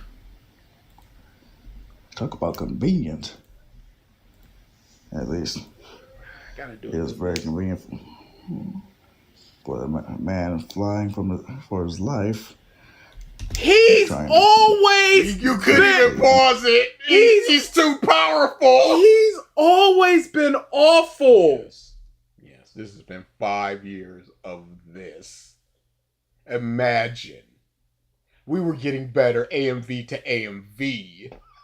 Yeah, you can see by the fourth one the marked improvement. But this dude has, and always will be this dude. And there is some civility and grace to that. To be this is what I want to do for the love of the game. I was listening back to Harry Potter. Does the ghost get paid? Why? He's doing it for the love of the game? Yeah, if you die and you get paid. Absolutely. I want more bombs. Bring in the bombs. And that's why I don't do this, because Corey runs the risk of getting one. Who's Kendra? Yo, who he's not dead. I want more bombs. Bring in the bombs. It's legitimately, yeah. You die and come to work, you're doing it for the love of the game. Wow, no debt. Burn down, no debt.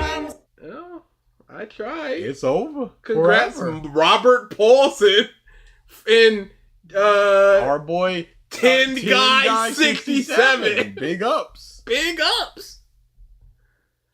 It's crazy, Dad. Yep. Crazy. That seems like a personal failing on your part, really. Yeah. You got to get good. Clearly, you got to get up to Zaz's level. That we all may be worthy enough to touch the hem of Zaz's robe. This is a person that did not know they became a meme. There's like 3 channels out there that have no clue that they're just memes on our channel for such stupid reasons. Gamer Josh, I don't know what my man's is doing these days. Living his best life. All right. Yeah, that's it. Yeah, we're out here. Enjoy the rest of your Saturday. You know, all that jazz. We'll figure out something to keep y'all tidied over. Yeah. August is gonna be dry. I mean, to be fair, that first September I have off, so we can do something there. That first Monday on September. What's that? Labor Day. I might have that off. Or is it the second one? Doesn't matter. We're good. Yeah, one of these. Yep, it's the first. We'll figure something out. Yep. So, yeah, we'll be off. Corey, shut the f up! Stop coming to Mark stuff because of obvious reasons. Obvious reason. We will. We don't do that here. What do we do here? Shove off? Shove off? We do shove off. All right, shove off.